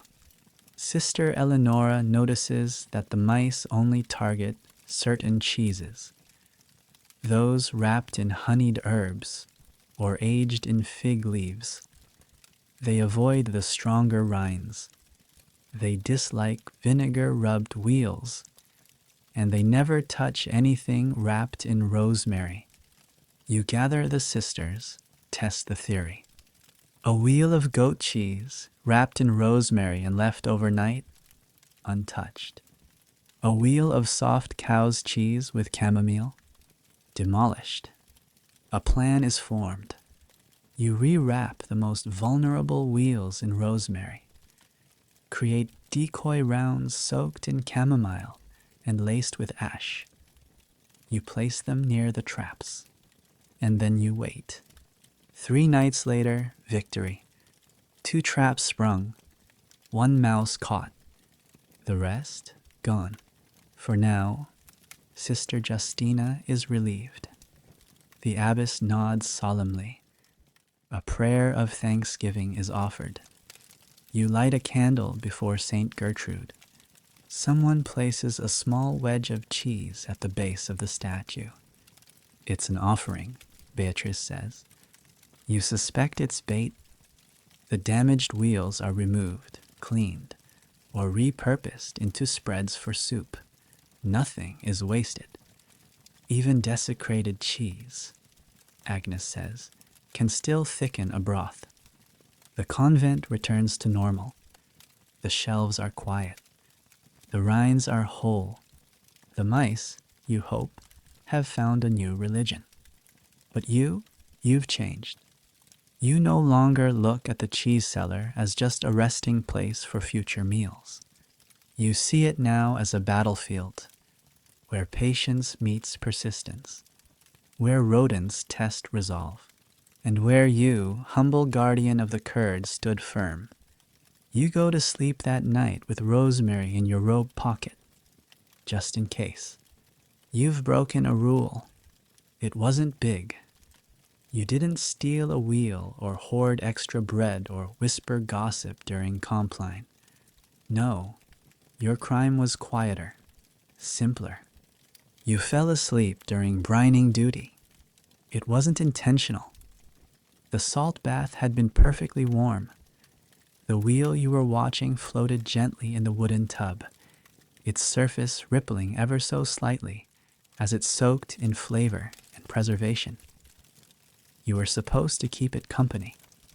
Turn it every half hour, skim the foam, whisper the psalm for patience.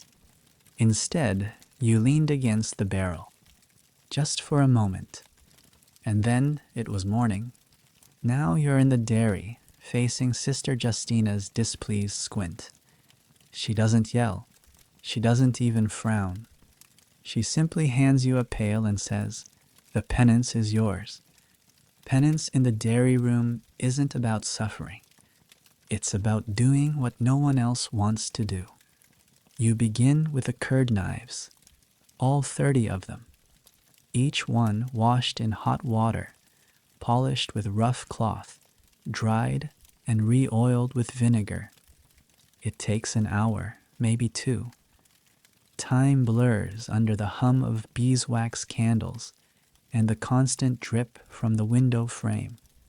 Then come the shelves, the lower ones, the ones closest to the damp floor, where mold collects in corners and tiny spiders build ambitious webs.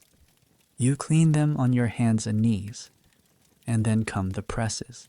You unscrew, scrub, and reassemble each one by hand. There's a quiet kind of justice in it. You don't complain. Sister Agnes finds you kneeling beside a wheel you didn't make. She leans against the doorframe. "Did you confess yet?" she asks. You nod. "To the abbess?" You nod again. "To the cheese?" You pause. Should I?" She chuckles. "Couldn't hurt." You learn that penance in the dairy is a long-standing tradition. Not punishment exactly, more like recalibration. When a nun breaks a rule, or lets pride sneak in, or fails to show reverence, she's sent to the dairy, not to suffer, but to serve. Cheese doesn't flatter, says Beatrice. It just shows you what you gave it. If you rush, it cracks. If you forget it, it spoils. If you press too hard, it never recovers. Cheese is honest in a way that people aren't always ready for. That afternoon, you're tasked with cleaning the rinds. It's not glamorous. Some are soft and mold-speckled. Others are rock-hard, covered in flaky white dust. You use a bristle brush, a cloth, a damp sponge. Every wheel is different. Some resist, some sigh under your touch. You whisper apologies to each one, just in case. Sister Marguerite joins you in silence. She starts humming, not a hymn, but something older. Maybe Celtic, maybe improvised. You fall into her rhythm, brushing in time with her voice. Do you know, she says softly, there was once a nun who chose to do this as her permanent vocation? You glance up. She said the cheese spoke more truth than the confessional. You don't know whether to laugh or nod. So you do both. Historians still debate the extent to which monastic penance was physical versus contemplative. Some argue that manual labor was simply punishment. Others say it was transformative, an act of prayer through action. Here it's clear, penance is a path, not away from sin, but back to attention. By Vespers, your back aches. Your hands smell like vinegar and thyme, but something inside you has eased. You didn't know how tense you'd been, how tightly you were holding your breath, how afraid you were that a single mistake would undo all you've learned. But the cheese forgives. Eventually, that night, you're asked to accompany Sister Justina to the vault. It's a small room off the main cellar, locked behind 3 keys. Inside, they keep the oldest, rarest wheels. Some date back 50 years. Some are never eaten, just observed, honored. She hands you a cloth. Polish the shelf, she says. You do. Carefully, quietly. She stands beside you, watching. After a while, she speaks. You forgot the wheel. You freeze. She means the one you left brining, the one that floated overnight. You nod. Yes. Did you test it? No. She hands you a thin knife. Let's see. You cut into the rind slowly, delicately. Inside, the texture is soft, creamy, even. No cracks, no bitterness. Justina tastes a sliver. She raises an eyebrow. Better than expected. You blink. She nods. You forgot it, she says. But you started it with care. That mattered. You exhale. And suddenly, the weight of the day lifts from your shoulders like steam from a kettle. Before bed, you light a candle in the chapel. Not for yourself. For the wheel.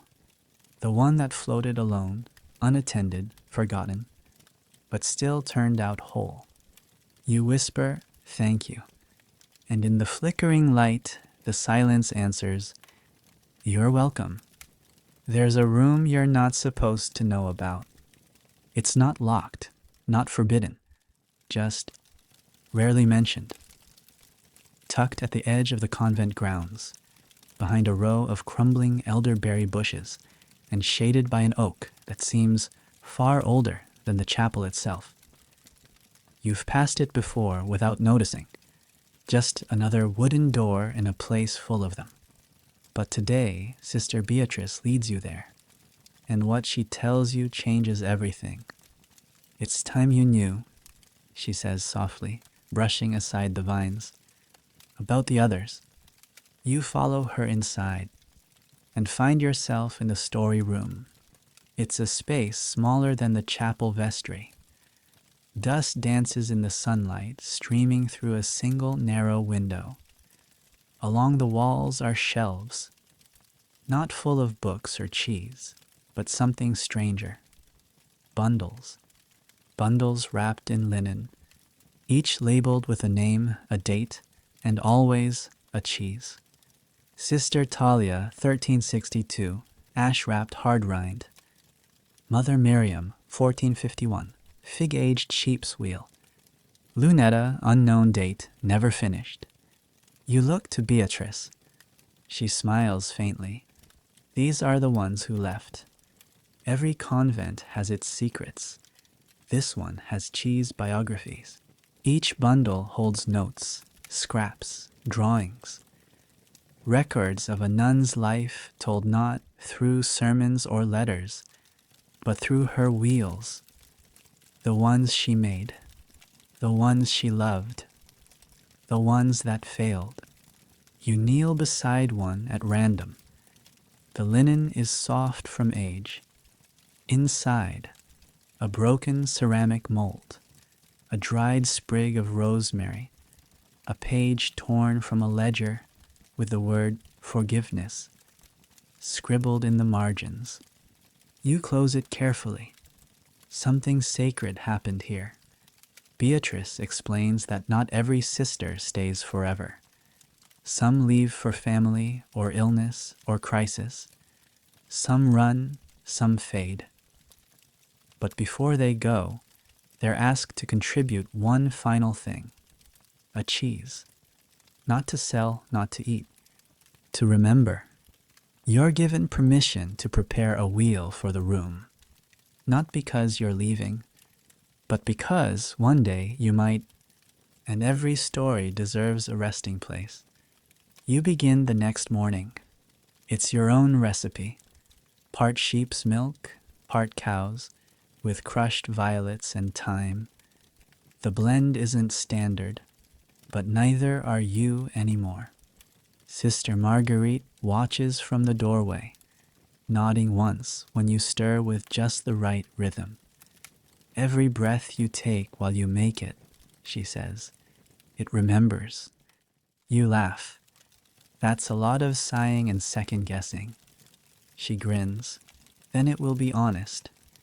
You press the curds into a small wooden mold, a circle within a circle.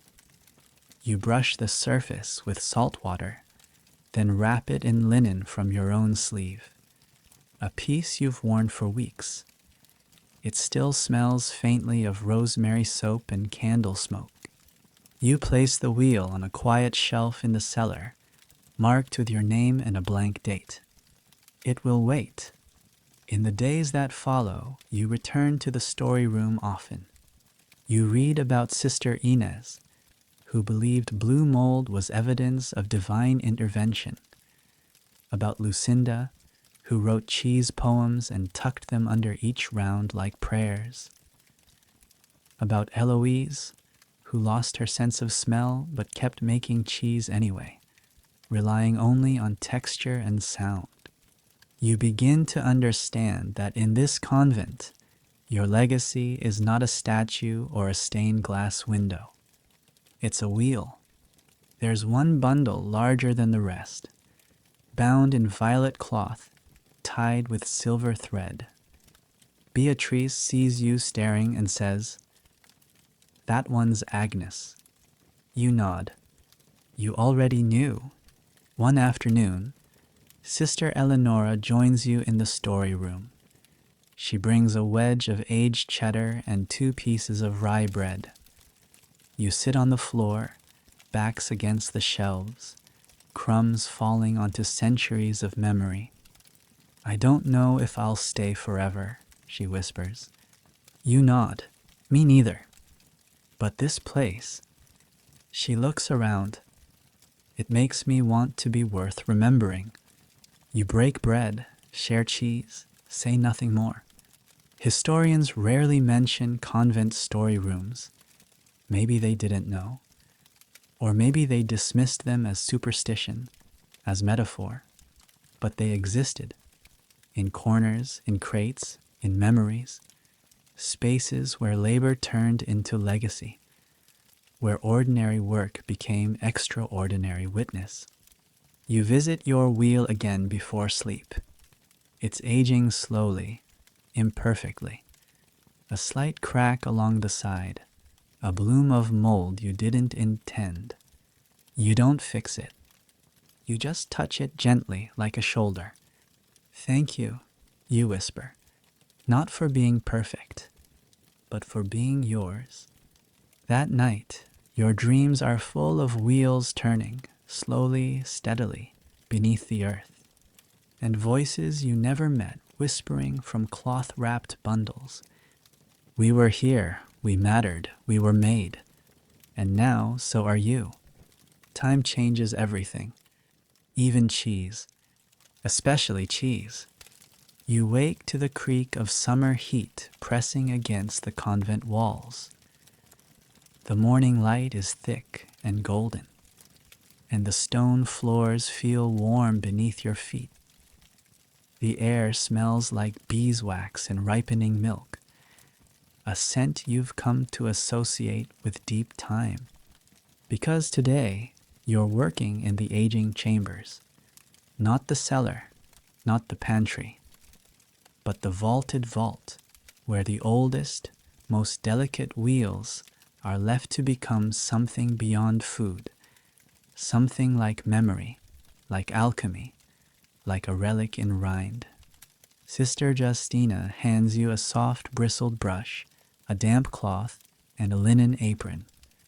No sudden movements, she says, no sneezing, no regrets. You nod solemnly, like you're entering a museum or a tomb, or a church. Inside, it's cooler than you expect. The walls are curved stone, old and pitted. The racks are stacked 6 high and 2 deep, every shelf labeled in looping Latin and spattered ink. Dust floats in the air like incense. Each wheel here is at least 5 years old, some 10, one perhaps 15. They're not pretty. They're not supposed to be. They're gnarled, cracked, pitted, covered in soft white fuzz or blotches of amber and gray. They look frankly like they're rotting, but to those who know, who've watched them transform, these wheels are alive with flavor, story, time. You begin with Pilgrim's Favor, a dense, wrinkled round wrapped in birch bark. You unwrap it slowly, gently brushing away the dust. The rind crumbles slightly under your fingertips. You whisper an apology and start the cleaning, careful not to disturb its bloom. The scent is intense. Pine sap, whetstone, maybe a hint of smoke. You close your eyes and inhale. It smells like something older than yourself. Aging cheese isn't about control. It's about surrender. You don't dictate what the wheel becomes. You create the conditions, darkness, moisture, quiet, and then you let time do the rest. Some wheels bloom, others shrink. Some crack open with pockets of blue. A few never quite settle. That's okay. Not every prayer finds an answer either.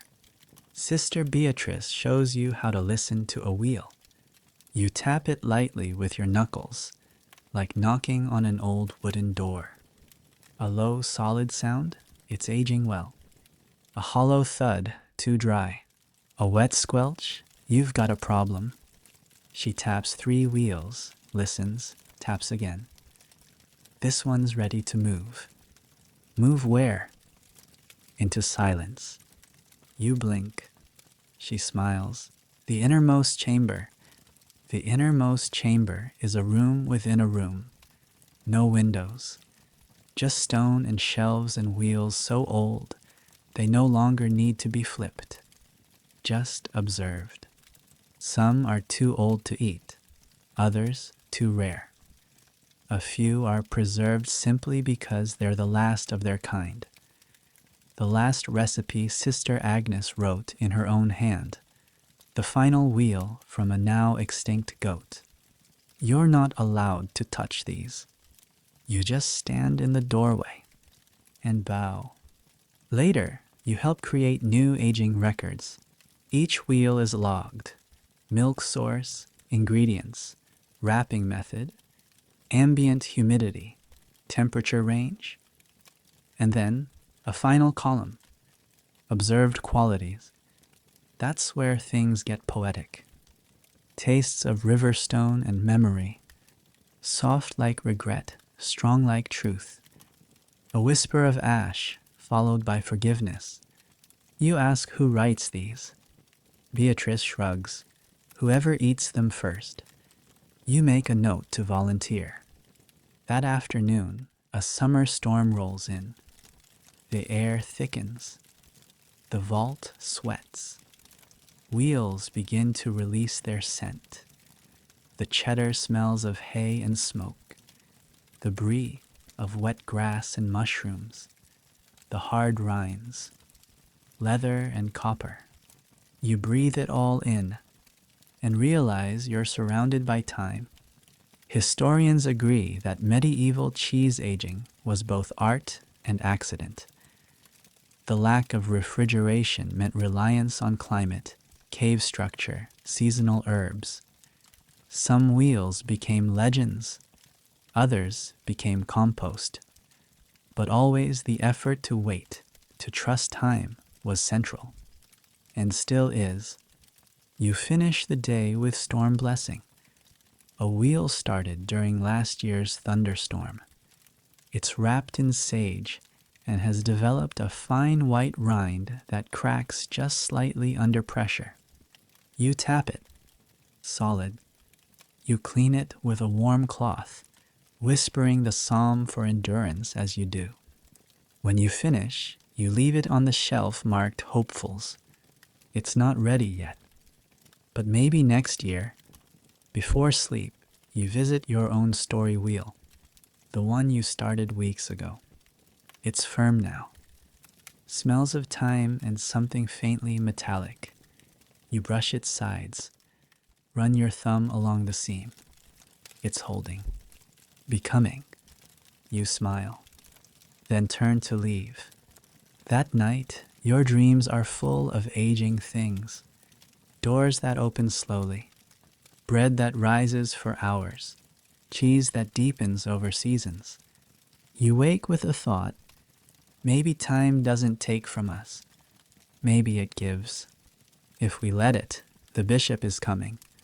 You hear the news at breakfast, right after a bowl of tepid barley soup, and before your one thin slice of bread. Sister Beatrice delivers it with a dramatic pause and a whisper. Inspection. The word hangs in the air like the smoke from last night's candles. The bishop hasn't visited the convent in 3 years. His last visit was brief, cold, and resulted in 3 wheels being declared liturgically inappropriate. One was sent to a monastery for further prayer. One was thrown in the well. The third was buried, literally buried. You're told it grew a beard of blue mold and spoke Latin before the month was out. Probably a joke. Probably. Still, everyone is on edge. The chapel is scrubbed. The dormitories are swept. The aging room, you guessed it, spotless. And the cheese? It must be perfect. You're assigned to help Sister Justina prepare the display wheel. A 2-year-aged cow's milk cheddar, wrapped in oak ash and rosemary, with a rind like polished stone and a smell that could convert a cynic. It's not for eating, she says. It's for impressing. You polish the rind with beeswax and warm cloth. Trim away a bit of uneven mold. Score a line into the top so the bishop's knife can glide through with ceremonial ease. It feels like preparing a crown.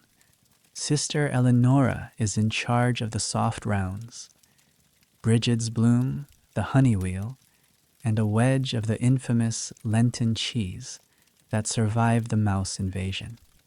She holds each one like a baby bird. You think he'll notice the rosemary infusion? She asks. You nod. He notices everything. The bishop arrives on the third morning, just after prime. He's tall, stern, smells faintly of myrrh and horse. His robes are clean but weathered.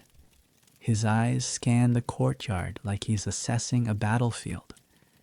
Behind him trail two scribes, one cook, and a boy carrying a traveling reliquary shaped suspiciously like a wine cask. You bow, he nods. The inspection begins. First, the chapel. Incense, Latin. A short homily about humility delivered in the tone of someone who owns 3 rings and a backup hat. Then, the scriptorium. He flips through hymnals, taps a finger on a margin note, says acceptable, and moves on. Then the dairy. This is where it gets tense. Sister Justina leads the bishop to the table where you've laid out the display. 6 wheels, 3 wedges, 2 soft rounds, and a slice of fig-wrapped aged Gouda labeled for review. The bishop sniffs, pauses, takes a slice, bites, and chews.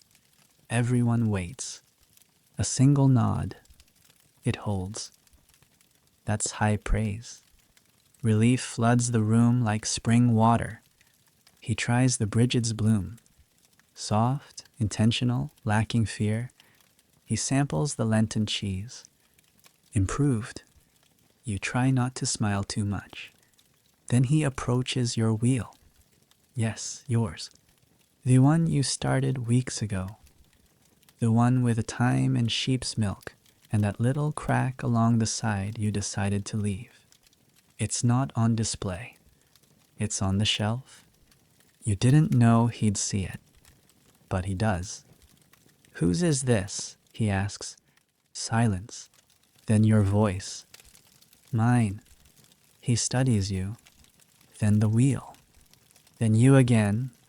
He lifts it, sniffs, cuts a small piece with his travel knife, tastes, long pause. Then, to everyone's horror, he closes his eyes. Moments pass. He opens them. Honest, he says, and walks away. You're stunned. Justina claps you on the back. Could have gone worse. Eleonora squeezes your arm. He called mine intentional. What does that even mean? You whisper. I think it means he didn't hate it. She nods. Then we did all right. Historians still debate the role bishops played in culinary regulation during the medieval period. Some saw cheese inspections as beneath them. Others used it as a measure of discipline, purity, and order. In your case, it feels like a sermon delivered in silence. He never praised loudly, but he left 3 wheels with gold-sealed approval tags. One of them was yours. At supper, the tension dissolves into laughter. Stories fly. Did you see his hat? I think the scribe wrote down, smelled of confidence. He took a second slice of the honey wheel. You all breathe easier. The bishop has come and gone. And blessed the rind. That night you can't sleep. Not because of nerves, but because of pride. The good kind. The kind that doesn't puff your chest but warms your ribs. You visit the wheel before bed. Run a finger along the scored line the bishop's knife left. Honest, he said. You whisper it to yourself and decide that's what you want to be. Not perfect, not impressive, just honest. Like the best wheels, like the best prayers, like the best lives. It starts with a scroll, unfurled across a table in the scriptorium. its parchment lined with ink so faded it looks like cobwebs. Sister Elodia stands over it with a candle and a gleam in her eye, humming under her breath like she's discovered a treasure map. You lean closer. The ink is in Latin, curved, florid, unmistakably monastic. But what catches your eye is what's not Latin. A series of cheese names, and lines crisscrossing the map like a trade route. This, Elodia says proudly, is the cheese map of Christendom. You blink. You're joking. She taps the parchment. Convents in Gaul, abbeys in Bavaria, even one in the far north marked with a drawing of a reindeer, all connected by their wheels. You stare. She's not joking. The scroll is dated to the late 1300s, compiled by a nun named Sibylla, who apparently spent decades corresponding with other orders to gather recipes, aging methods, and preferred spices. She didn't just write them down. She mapped them. Each convent is marked with a symbol: a cheese wheel, a cross, a goat's head, or a stylized milk droplet. Lines connect each one, forming a network that sprawls across Europe like a holy spider web of flavor. Sister Beatrice appears behind you, balancing a tray of tea and a soft wedge wrapped in moss. She glances at the scroll. Ah, the chart of curds. You snort. You've seen it before? Copied it twice, she says. Still don't understand why the Irish added nettles to everything. Over the next week, you become obsessed. You stay late in the scriptorium, tracing the routes with your finger. Normandy for ash-brined cow's milk cheese. Catalonia for goat's cheese cured with fennel. A small convent in the Alps that aged soft cheese in snow-packed caves. You read the side notes too. Snippets like, "The abbess in Bruges insists that brie must weep before it is holy. Do not trust the Cistercians about salt, they exaggerate. One wheel arrived cracked and wept, still blessed it. It turns out convents didn't just trade prayers and scripture. They traded cheese, carefully wrapped, sometimes marked with wax seals, other times enclosed in small wooden boxes etched with saints' names. The wheels crossed mountains, forests, rivers, delivered by monks, pilgrims, merchants, and occasionally animals. One story, probably exaggerated, says a German nun trained a dog to carry wheels in a saddlebag across borders. I doubt that one, Eleonora says, but I want it to be true. You nod. So do you. One afternoon, the abbess grants you access to the convent's oldest cellar, the one rarely used now, cold, damp, smelling of moss and something like secrets. You descend with a lantern and find a row of ancient crates, some marked in old dialects. You pry one open carefully and find wax-wrapped parchment. Inside, records of trades. Abbey of St. Emmeline, 4 wheels for 2 pounds beeswax. Benedictine order, exchange of mold strains, handle with care. Carmelite convent of Montreuil, blessed blue cheese, smuggled. Historians still argue over how much intermonastic trade really happened. Some say it was rare and informal. Others believe it was a shadow economy of flavor and friendship, kept quiet to avoid scrutiny. But the evidence is here, in maps, letters, and carefully tagged wheels. It wasn't commerce. It was communion. Inspired, you ask Sister Justina if you can contribute. She agrees on one condition: You must create something worth sending. You go to work. You choose sheep's milk, soft and tangy. You add dried orange peel, thyme, and a touch of ground juniper. You wrap it in linen rubbed with wine vinegar and press it slowly, carefully, whispering your favorite psalm at each stage. When it's ready, you write a note. In simple Latin, made in silence, may it speak. You seal it with wax, tie it in cloth, and send it with the next trader headed to the coast. Weeks later, a package arrives. A wheel from a convent in Aragon, aged in olive leaves, scented with rosemary. Alongside it, a note. We taste your prayer, here is ours. You hold the wheel in your hands, stunned. It smells like wind, and stone, and gratitude. Now, every few weeks, a new package arrives. Each one different, each one sacred. One wheel is shaped like a spiral. Another is painted with edible dye in the form of a star. A third arrives with a letter that says simply, "We wept when we ate this, thank you."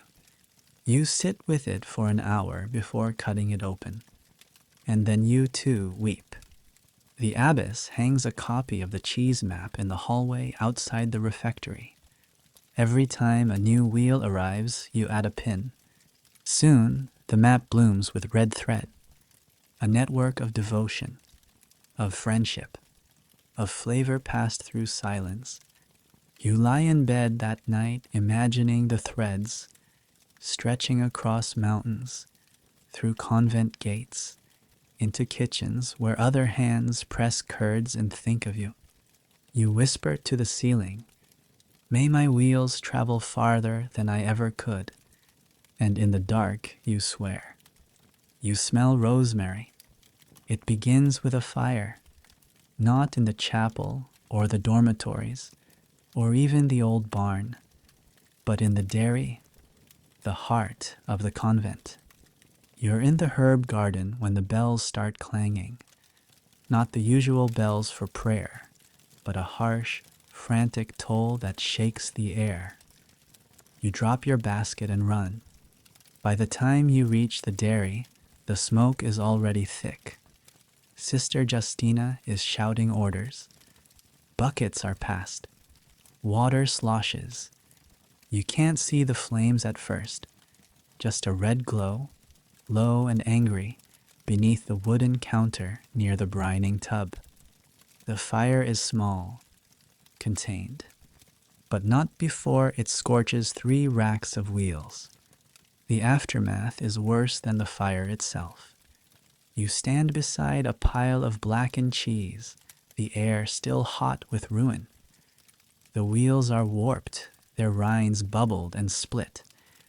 The smell is wrong. Not just smoke, but betrayal. Labor undone. Prayer interrupted. Sister Agnes kneels beside a half-melted Gouda, gently brushing ash from its side. 3 months of work, she murmurs, gone. You don't speak. You know better. The abbess gathers everyone in the cloister after the fire's out. Her voice is calm, but her eyes are dark. Loss, she says, is a teacher. We will listen. No blame, no punishment, just the silence that follows when something sacred is damaged. You're assigned to the recovery team. The next morning, you return to the dairy. The walls are stained with smoke. The brining tub is cracked. The shelves are blackened in places, and the air still clings to your skin like regret. But you begin, scrubbing, sorting, salvaging. You discover a wheel that somehow survived, half charred on one side, but whole on the other. Sister Eleonora lifts it, squints and says, "It's like a saint with a sunburn." You laugh, even though your hands are shaking. You name it Saint Crisp. In the coming days, a strange transformation begins. The fire, though damaging, has awakened something. You find yourself working more slowly, more deliberately. Each new wheel feels more precious, each curd more delicate, each cloth wrapping more like a shroud. Sister Marguerite begins reciting a new blessing during pressing. May this wheel endure, even if we do not. One evening, you and Beatrice walk past the ash pile. She stops, picks up a piece of burned rind. "This one was mine," she says. She doesn't cry. She doesn't need to. Instead, she places it on the chapel steps during Compline, a small act of grief, of offering. The abbess orders a new ledger, not for inventory, for remembrance. You write the first entry. 32 wheels, lost to fire. May their labor still feed. Others follow. Each sister writes something, a name, a smell, a joke. Sister Agnes writes, "Mold is not the only thing that returns from ashes." Historians speak often of monastic resilience, of how convents withstood wars, plague, famine. But they rarely speak of cheese fires. And yet, here you are, witnessing what a single moment of destruction can teach. Not just loss, but renewal. You learn which wheels can be saved, which must be buried, which, when cleaned, taste even better, the smoke lending a new note of earth and mystery. One sister insists it's divine intervention. Another says it's just accidental innovation. You're inclined to believe both. The fire also uncovers something hidden. In clearing out a scorched cabinet, you find a small wooden box, soot-covered and half-open. Inside, a moldy scroll, a pressed flower, and a small, round wheel wrapped in silk. You bring it to the abbess. She unwraps it slowly, takes one breath, and says it's hers. She means Mother Miriam, gone 50 years. You didn't know she left behind a final wheel. Now, thanks to the fire, it's found again. A week later, you hold a small ceremony. You gather in the chapel with a wheel salvaged from the fire, Saint Crisped. You place it on the altar, say a psalm for endurance, and cut it together. The rind cracks, the inside is perfect. Smoky, sharp, alive. You eat. You remember. You move on. But something lingers. Not just smoke. Not just soot. But the lesson. Cheese is fragile. But the people who make it, they learn to begin again. That night, you lie in bed with smoke still clinging to your sleeves. You whisper into the dark, "Thank you for what survived." And from the cellar, you imagine a wheel whispering back, "So did you." It begins, as all disasters do in the convent, with Sister Agnes standing in the middle of the cloister, holding a scroll and muttering, "We're all going to die." Everyone stops. Bread is dropped, brooms clatter, even the rooster quiets. You rush to her side. She holds up the parchment like a prophet unveiling doom. It's a prophecy of sorts, a scrap from an old Benedictine text, rediscovered during the library's spring cleaning, covered in smudges and suspicious oil stains. At the bottom, in shaky Latin, "When the cheese no longer ripens, the end is near." Panic sets in almost immediately, because just last week, a wheel, ripe and sweet on Monday, was found stone hard by Thursday. Sister Beatrice says it's the humidity. Eleonora swears she salted it properly. Justina mumbles something about brimstone in the brining room. No one knows for sure, but one thing is certain. The cheese has stopped ripening. You're appointed to the Prophecy Investigation Committee, which consists of 3 nuns, a goat named Abelard for emotional support, and a bucket of emergency Gouda. Your task? Figure out whether this is divine judgment or just a ventilation issue. No pressure. The investigation begins with the basics: temperature logs, humidity charts, salt records. You spend 2 days in the cellar with a wax tablet and a nervous scribe. The readings are consistent, too consistent, almost suspiciously so. Then comes the wheel analysis. You inspect 30 aging rounds. 27 are fine. 2 are slow.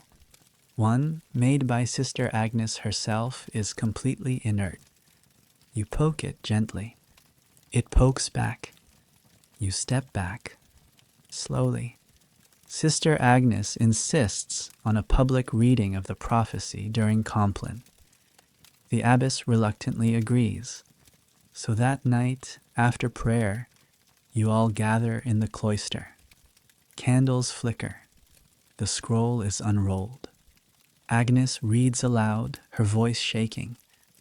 When the milk weeps and the rind holds firm, beware. The rot shall cease, and with it, time. Silence. Then, so no more mold, no more time. Sister Beatrice whispers, "What if it's a metaphor?" Sister Justina whispers back, "What if it's not?" The next morning, half the convent is fasting. The other half is sneaking bites of brie just in case. The goat, Abelard, escapes and eats part of the prophecy scroll. You're starting to feel like the end of the world might be cheesy after all. In an effort to stop the apocalypse, or at least slow it, you organize a round of experimental wheels. Different herbs, different brines. Prayer intensities ranging from whispered to shouted.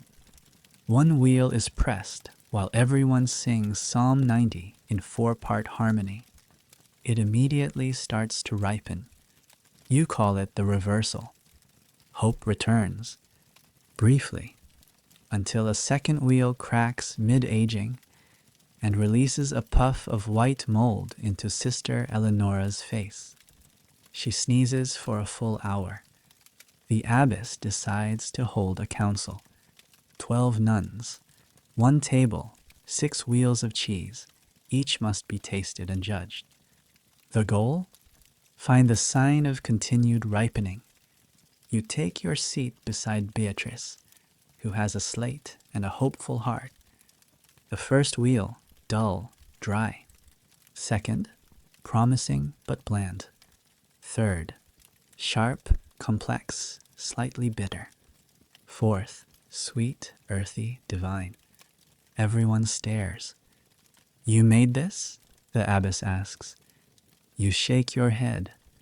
No one did. A pause. Then Sister Marguerite gasps. "It's the one we thought was ruined, the thunderstorm wheel." Cheers erupt. Candles are relit.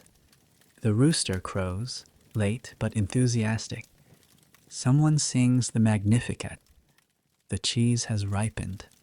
Historians still debate whether medieval prophecies like this one were taken seriously or served as poetic interpretations of agricultural anxiety. But in that moment, in that cloister, surrounded by candles and nuns and thunderstorm cheese, you believe. Not in the end of the world, but in second chances. You place the reversal wheel on a shelf marked Hope.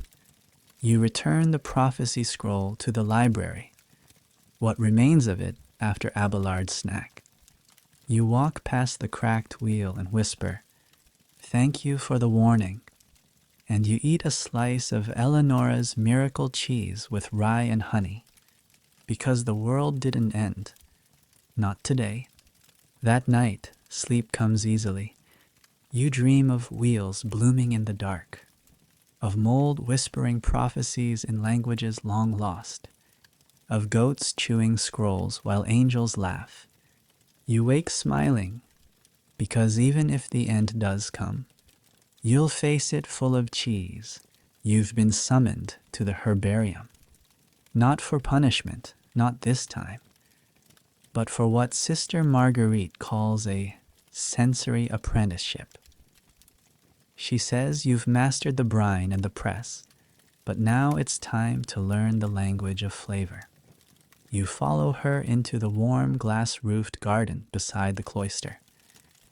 The air is thick with rosemary, lavender, marjoram, and something slightly medicinal that might be wormwood or might just be whatever Beatrice spilled last week. Marguerite hands you a basket and a curved knife. Today, she says, you meet the rest of the wheel. Until now, you thought cheese was mostly about milk and patience. But now you learn it's also about everything around it. The soil, the air, and most crucially, the herbs that wrap, infuse, and preserve. You start with thyme, the convent's most common herb. Time preserves, time prays, time hides flaws. Sister Marguerite says time is what you reach for when a wheel has doubts. You're not sure if she's talking about the cheese or yourself. Next, sage. Strong, pungent, slightly bitter. Sage in a wheel says, I've been through something. It's the herb of mourning and maturity. You think of Sister Agnes. She probably smells like sage when she cries. Lavender is for special occasions, used lightly in soft cheeses. A flirtation, not a statement. Too much and it tastes like soap. Just enough and it sings. It's for the wheels that know they're beautiful, Marguerite says. You try to imagine what that feels like. Rosemary is a warrior, sharp, piney, protective. No mouse has ever eaten a rosemary-wrapped wheel, and no nun ever forgets the sting of it under her fingernails. Marguerite tells you it's not just culinary, it's memory. Remembrance, she says, of prayers, of losses, of mistakes. You nod. You wrap your next wheel in rosemary. You move through the garden collecting snippets, each herb a brushstroke in the painting of a flavor. Oregano for sharpness, marjoram for sweetness, basil for wheels that taste like June. You begin to see cheese not as a solid, but as a story told in texture and scent. Each bite a paragraph, each rind a chapter. Back in the dairy, you begin applying what you've learned. You mix herbs into the curds, carefully, like ink into paint. You press them between layers. You wrap wheels like scrolls, scenting them with dried blossoms and salt. You even try a combination Marguerite swears no one's tried before: lavender and cracked black pepper. The first batch is a disaster. The second is interesting. The third? Eleonora takes one bite, closes her eyes, and whispers, "It tastes like a thunderstorm on a wedding day." You decide that's enough to keep it. Historians often overlook the herbarium when writing about monastic life. They focus on prayers, copying manuscripts, and growing medicinal plants. But rarely do they mention how much cheese owes its soul to a well-placed sprig of wild thyme. And yet here, in this quiet garden, you feel like you're touching the essence of what makes the convent's wheels different. Holy. Whole. One afternoon, a guest arrives, a monk from the neighboring monastery. Tall, thin, with ink on his sleeves, and a desperate look that says, "I've eaten too much bread and not enough cheese." You're tasked with preparing a tasting plate. You select 3 wedges, one wrapped in basil and olive oil, one aged with sage and rosemary ash, and your lavender pepper experiment. You set them before him. He eats slowly, reverently. When he reaches the 3rd, he pauses, then smiles, and says, "This one made me feel 17 again." You don't ask what happened at 17. You just nod. That night, you sit in the garden, fingers stained green from mint and marjoram, watching moths dance between the stalks. You think of all the flavors you've tasted, all the ones yet to come. You whisper thank you to the basil, to the rosemary, to the wheels still waiting in the dark to find their story, and to yourself. Because flavor, you've learned, doesn't just come from the outside. It comes from what you bring into the making. Your thoughts, your regrets, your prayers, your joy. The best wheels don't hide these things. They carry them, salted, preserved, transformed. The convent receives a letter, not an ordinary letter, not from a bishop or a baker or a cheese merchant in need of aged wheels. This one arrives sealed in dark green wax and carried by a courier in a soaked cloak who refuses soup and says only, "From the Countess of Avelais." And with that, he vanishes back into the rain. The abbess opens the letter during dinner. Silence falls over the refectory as she reads. Her eyes narrow, widen, then soften. She folds it twice, places it on the table, and says, "She requests our presence at her manor to make cheese." There is immediate murmuring. Nuns don't usually go anywhere. The convent is the world.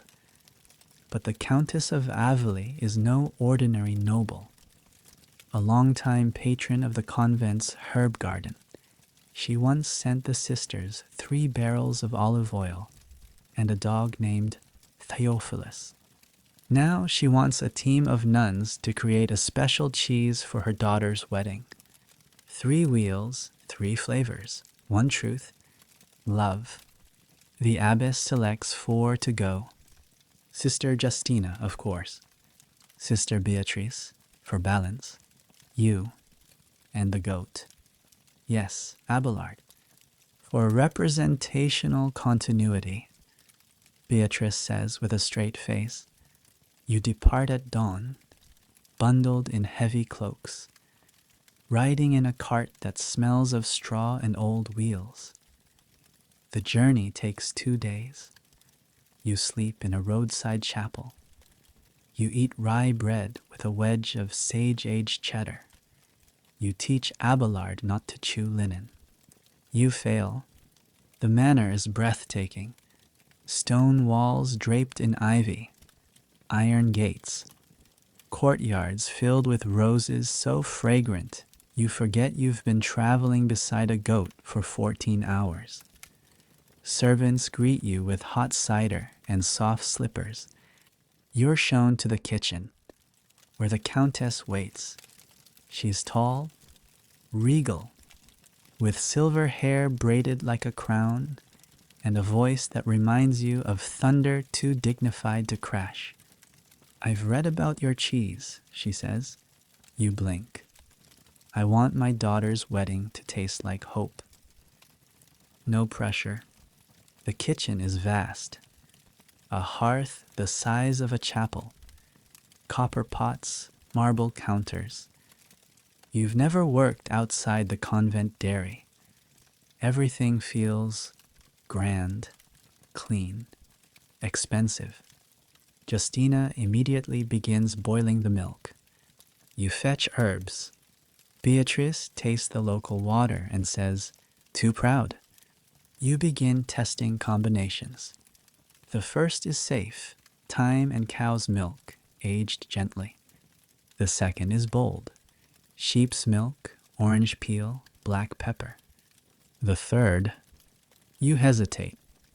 The Countess wanted hope. What does that taste like? You wander the manor gardens at dusk, alone.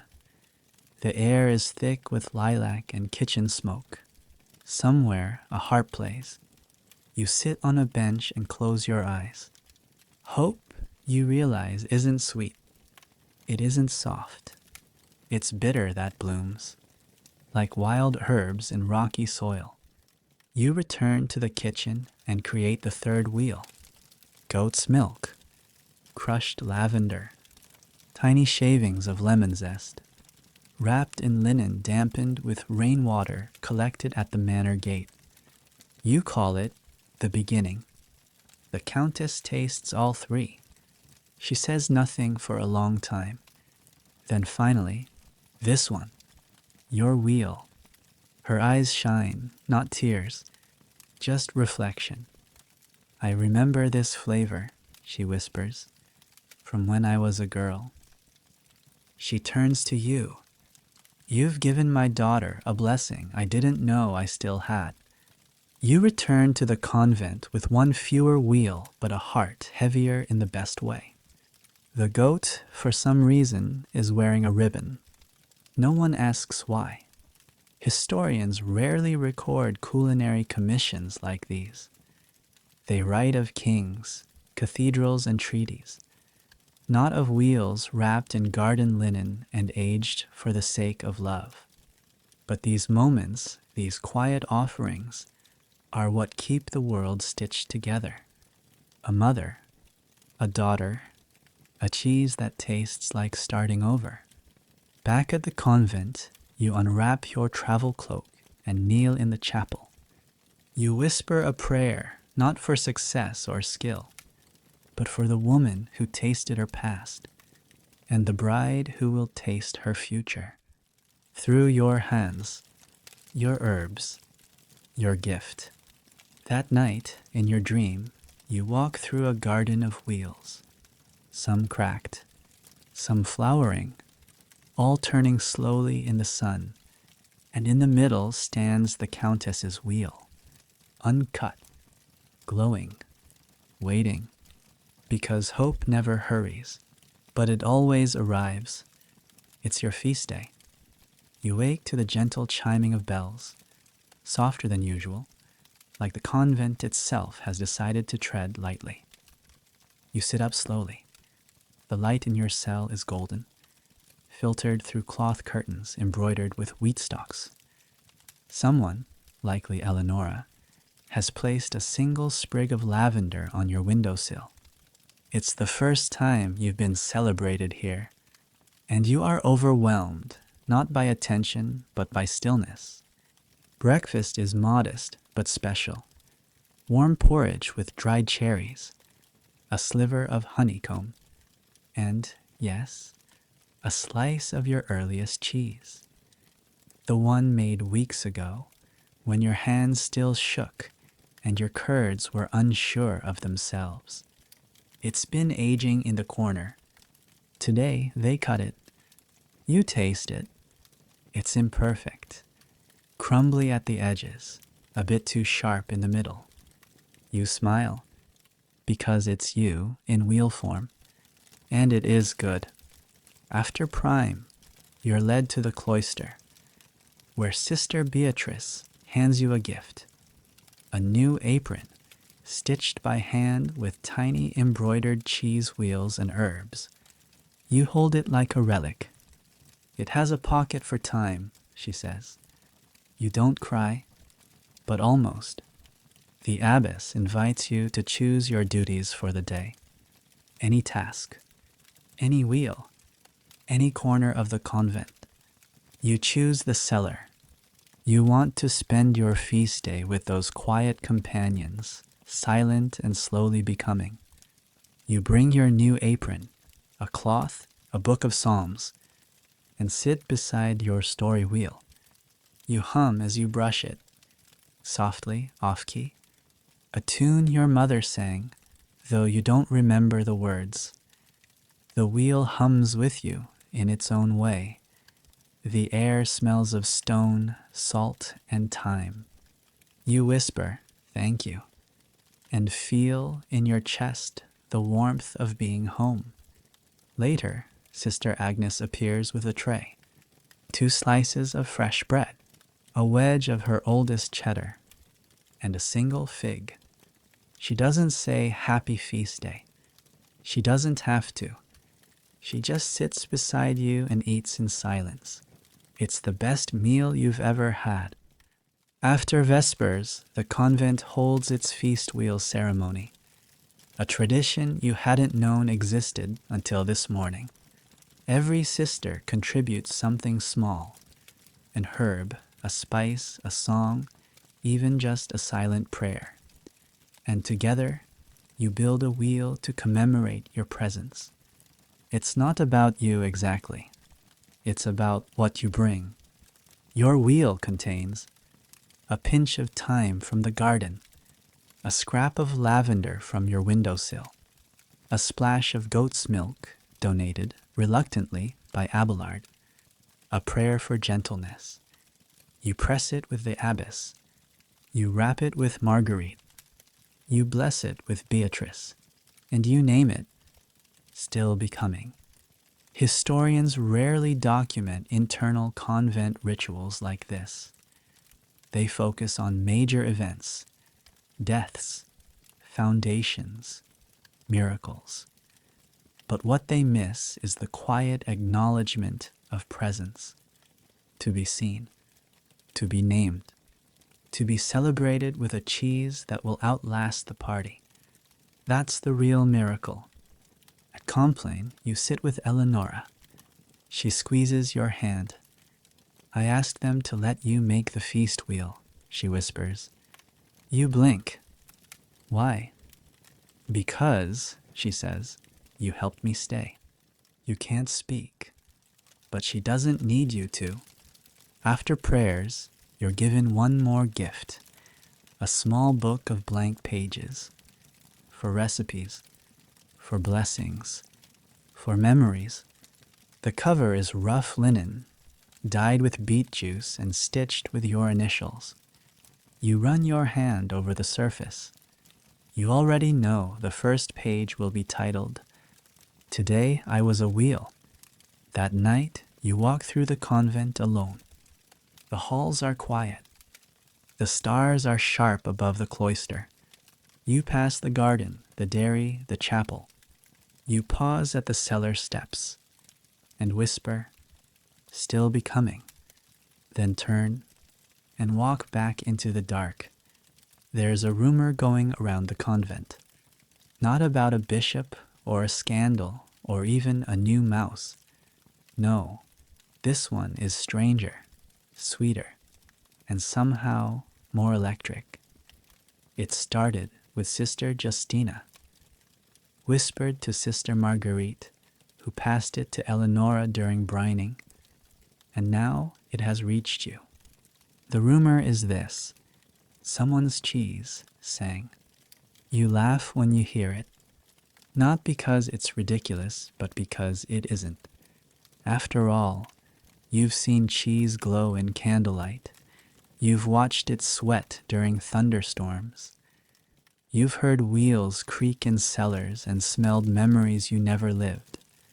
Why not a song? The story changes each time it's told. Sister Beatrice claims it was a soft wheel, fresh and quivering, that hummed the Magnificat. Justina swears it was an old wheel, aged past language, that let out a low Gregorian drone when she sliced into it. Sister Agnes mutters also that this happened once before, in the year of the plague, and the wheel foretold the survival of the convent. Someone, no one says who, draws a tiny clef note in chalk on the cellar wall. It stays there. No one rubs it off. You volunteer to check the shelves. You don't expect music, but you do believe in listening. So you enter the cellar at dusk, candle in hand, new apron teed, psalms tucked in your sleeve. You sit. You wait. The air is still, cool, ripe. You close your eyes. You breathe with the wheels. You hum softly like a tuning fork waiting for resonance. And then, beneath your song, something answers. Not a note, not a melody, but a vibration, subtle, like joy remembered. You rush to tell the others. They follow you to the cellar. 10 sisters, 2 lanterns, 1 goat. You point to the wheel in question, a small one, wrapped in thyme and fig leaves, aged exactly 77 days. Sister Justina cuts a slice, silence. Then Eleonora giggles. "Do it again," she whispers. The slice is lifted, no sound. But every woman in the room agrees. Something happened. The abbess hears of it and calls a meeting. This time, not in the cloister, but in the dairy itself, everyone brings a theory. Sister Marguerite, it's the mold. Some strains resonate. Sister Agnes, it's the prayers. That wheel was blessed during storm season.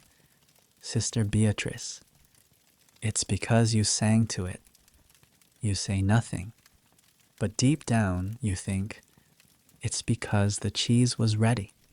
Historians wouldn't write this down. They'd say it was superstition or acoustics or coincidence, but you write it anyway. In your new linen-covered journal, a cheese sang tonight, not because it was magical, but because it was finally heard. The next day, the wheel is moved to a special shelf. Not to be eaten, not yet. Not ever, maybe. It's renamed by community vote. Cantus Caesius, the singing cheese. You're assigned to tend it. Every morning, you brush its rind. You whisper the psalms. You hum low, open tones that match the cellar's breath. Sister Justina suggests experimenting. Different hymns, different herbs, different rooms. You begin a small series of test wheels. Lamentation wheel, infused with bay and aged in the crypt. Jubilation wheel, soaked in honey water and sung over during sunrise. Solace wheel, silent, untouched, just salt and thyme. You keep careful notes. The abbess nods at your work. You're listening well, she says. One evening, while wrapping a wheel in beeswax cloth, you feel a soft warmth in your hands, not from the curds, but from within. A sense of presence, of something blooming beneath the rind. Not music exactly, but rhythm. You whisper, "You're doing well." The wheel seems to respond. A week later, another sister hears something. Not singing this time, just a sigh, a release. The sound of something becoming what it was always meant to be. You record it in the journal. Others begin to follow your example. Soon, the cellar walls are lined with linen scrolls, records of songs, of silences, of sensations too subtle for recipe books. The cellar becomes not just a place of aging, but of listening. No one expects the bishop to believe it, or the world, but it doesn't matter, because in this quiet place, among curds and cloth, you've discovered something sacred. Cheese doesn't just carry flavor, it carries voice. That night, you sit alone beside Cantus Caesius. You touch its rind. You hum one clear note, and in the hush that follows, you hear it again.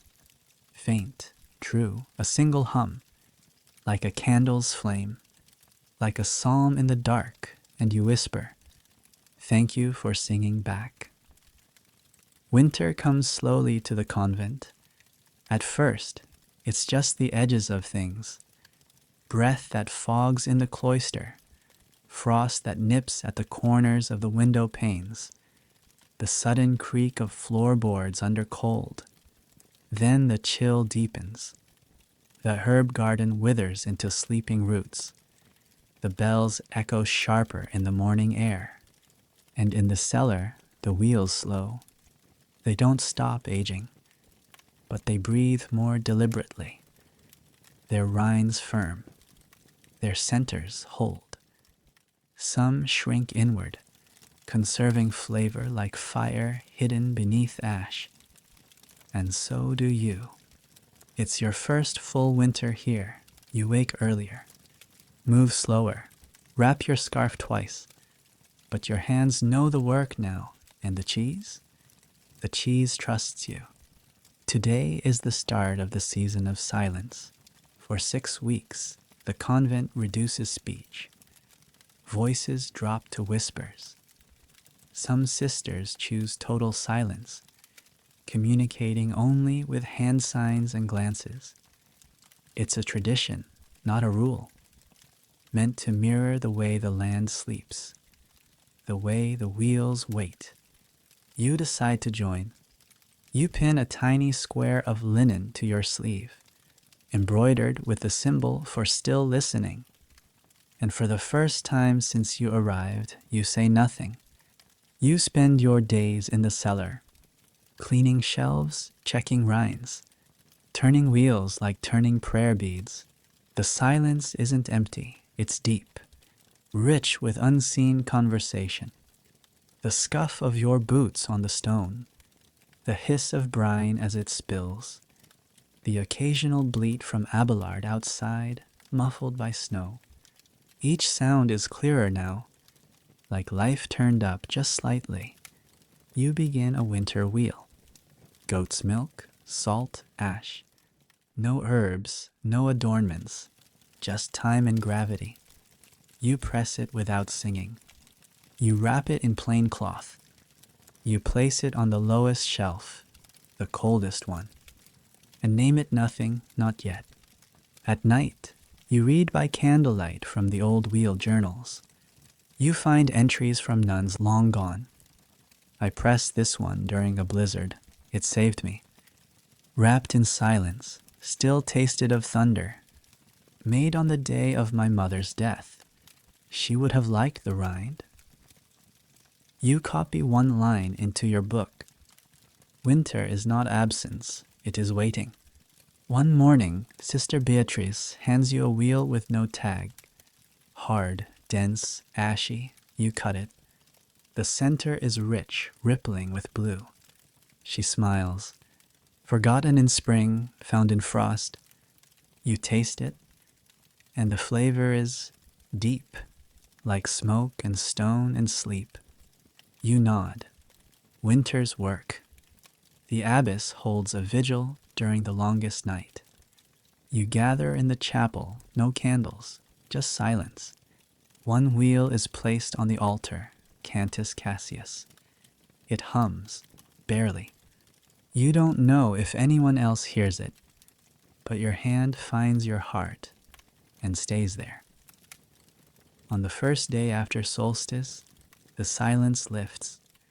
Softly, gradually, you hear the first song again, Eleonora humming as she brushes a rind, Justina muttering about brine ratios, Abelard sneezing somewhere behind the pantry. And you? You finally name the winter wheel. Patience. Historians won't write of this season, of how a cellar can hold hope, of how a pressed wheel can echo a prayer. But you will, in your journal, in your turning, in your hush, because winter taught you that silence isn't the absence of story. It's the pause that lets the story breathe. That night, you visit the cellar one last time before sleep. You pass every wheel, every name, every song, every loss. And at the far back shelf, your winter wheel waits, whole, unspoken, ready. You whisper, "Thank you for becoming," and turn off your lantern. In the dark, the cheese does not reply, but it doesn't need to. Because in the silence, in the stillness, in the snow-kissed air, you know, you've become something too. Something pressed, aged, and true. Now the story is slowing. The bells have rung. The curds have settled. The last wheel has been pressed and placed carefully, lovingly, on its shelf. And you, dear listener, are still here, still breathing with the rhythm of a cellar, still listening for the soft sigh of cheese ripening in the dark. In the quiet after the final chapter, let's walk together once more, just for a moment. Picture it, the convent is sleeping. Snow dusts the stone windowsills. The herb garden is a shadow of stalks and memory. Inside, the air is warm with firewood and wool. Candles flicker low. Pages rustle in the scriptorium. And far below, in the heart of it all, the wheels wait. Some made for feast days, some for dowries, some for stories yet to be written. Each one a reminder that small, steady work is not small at all. You walk the corridor in soft slippers. You pass Sister Beatrice's door, her snore rhythmic and reassuring. Eleonora's window is cracked just slightly, and the scent of mint floats out like a secret. The chapel is dark now, but you step in just to feel the hush. You kneel, you breathe, and then you descend into the cellar. There, it's colder, but not unfriendly. The wheels greet you in silence. You light a lantern, not too bright, and visit your wheel, still becoming. The one you pressed with your own hands, the one wrapped in rosemary and a prayer. You touch it gently. You don't need to unwrap it. You know it's still changing, still turning. So are you. You sit down beside it and just rest. No urgency, no expectation. Just you and the cool air and the knowledge that something you made is still unfolding. Let this be your breath now, in like the scent of thyme and warm milk, out like steam from the brining vat on a cold morning, in the weight of silence, out the release of care. You have earned this pause. You have followed the wheel through every season. You have aged. You have softened. You have learned when to press, when to wait, and when to let go. Somewhere above you, a bell chimes for matins. You smile. You won't go just yet. Let the others begin the morning without you. Let the light wait, just a little longer. Because in this quiet place, with walls of stone and shelves of prayer, you have become something holy. Not perfect, not finished, but deeply, beautifully present. And that is enough. Thank you for walking this story with me, for letting your breath slow, for letting silence speak. Sleep well now, and may your dreams be wrapped in cloth, aged in patience, and flavored with peace. End of script. Good night.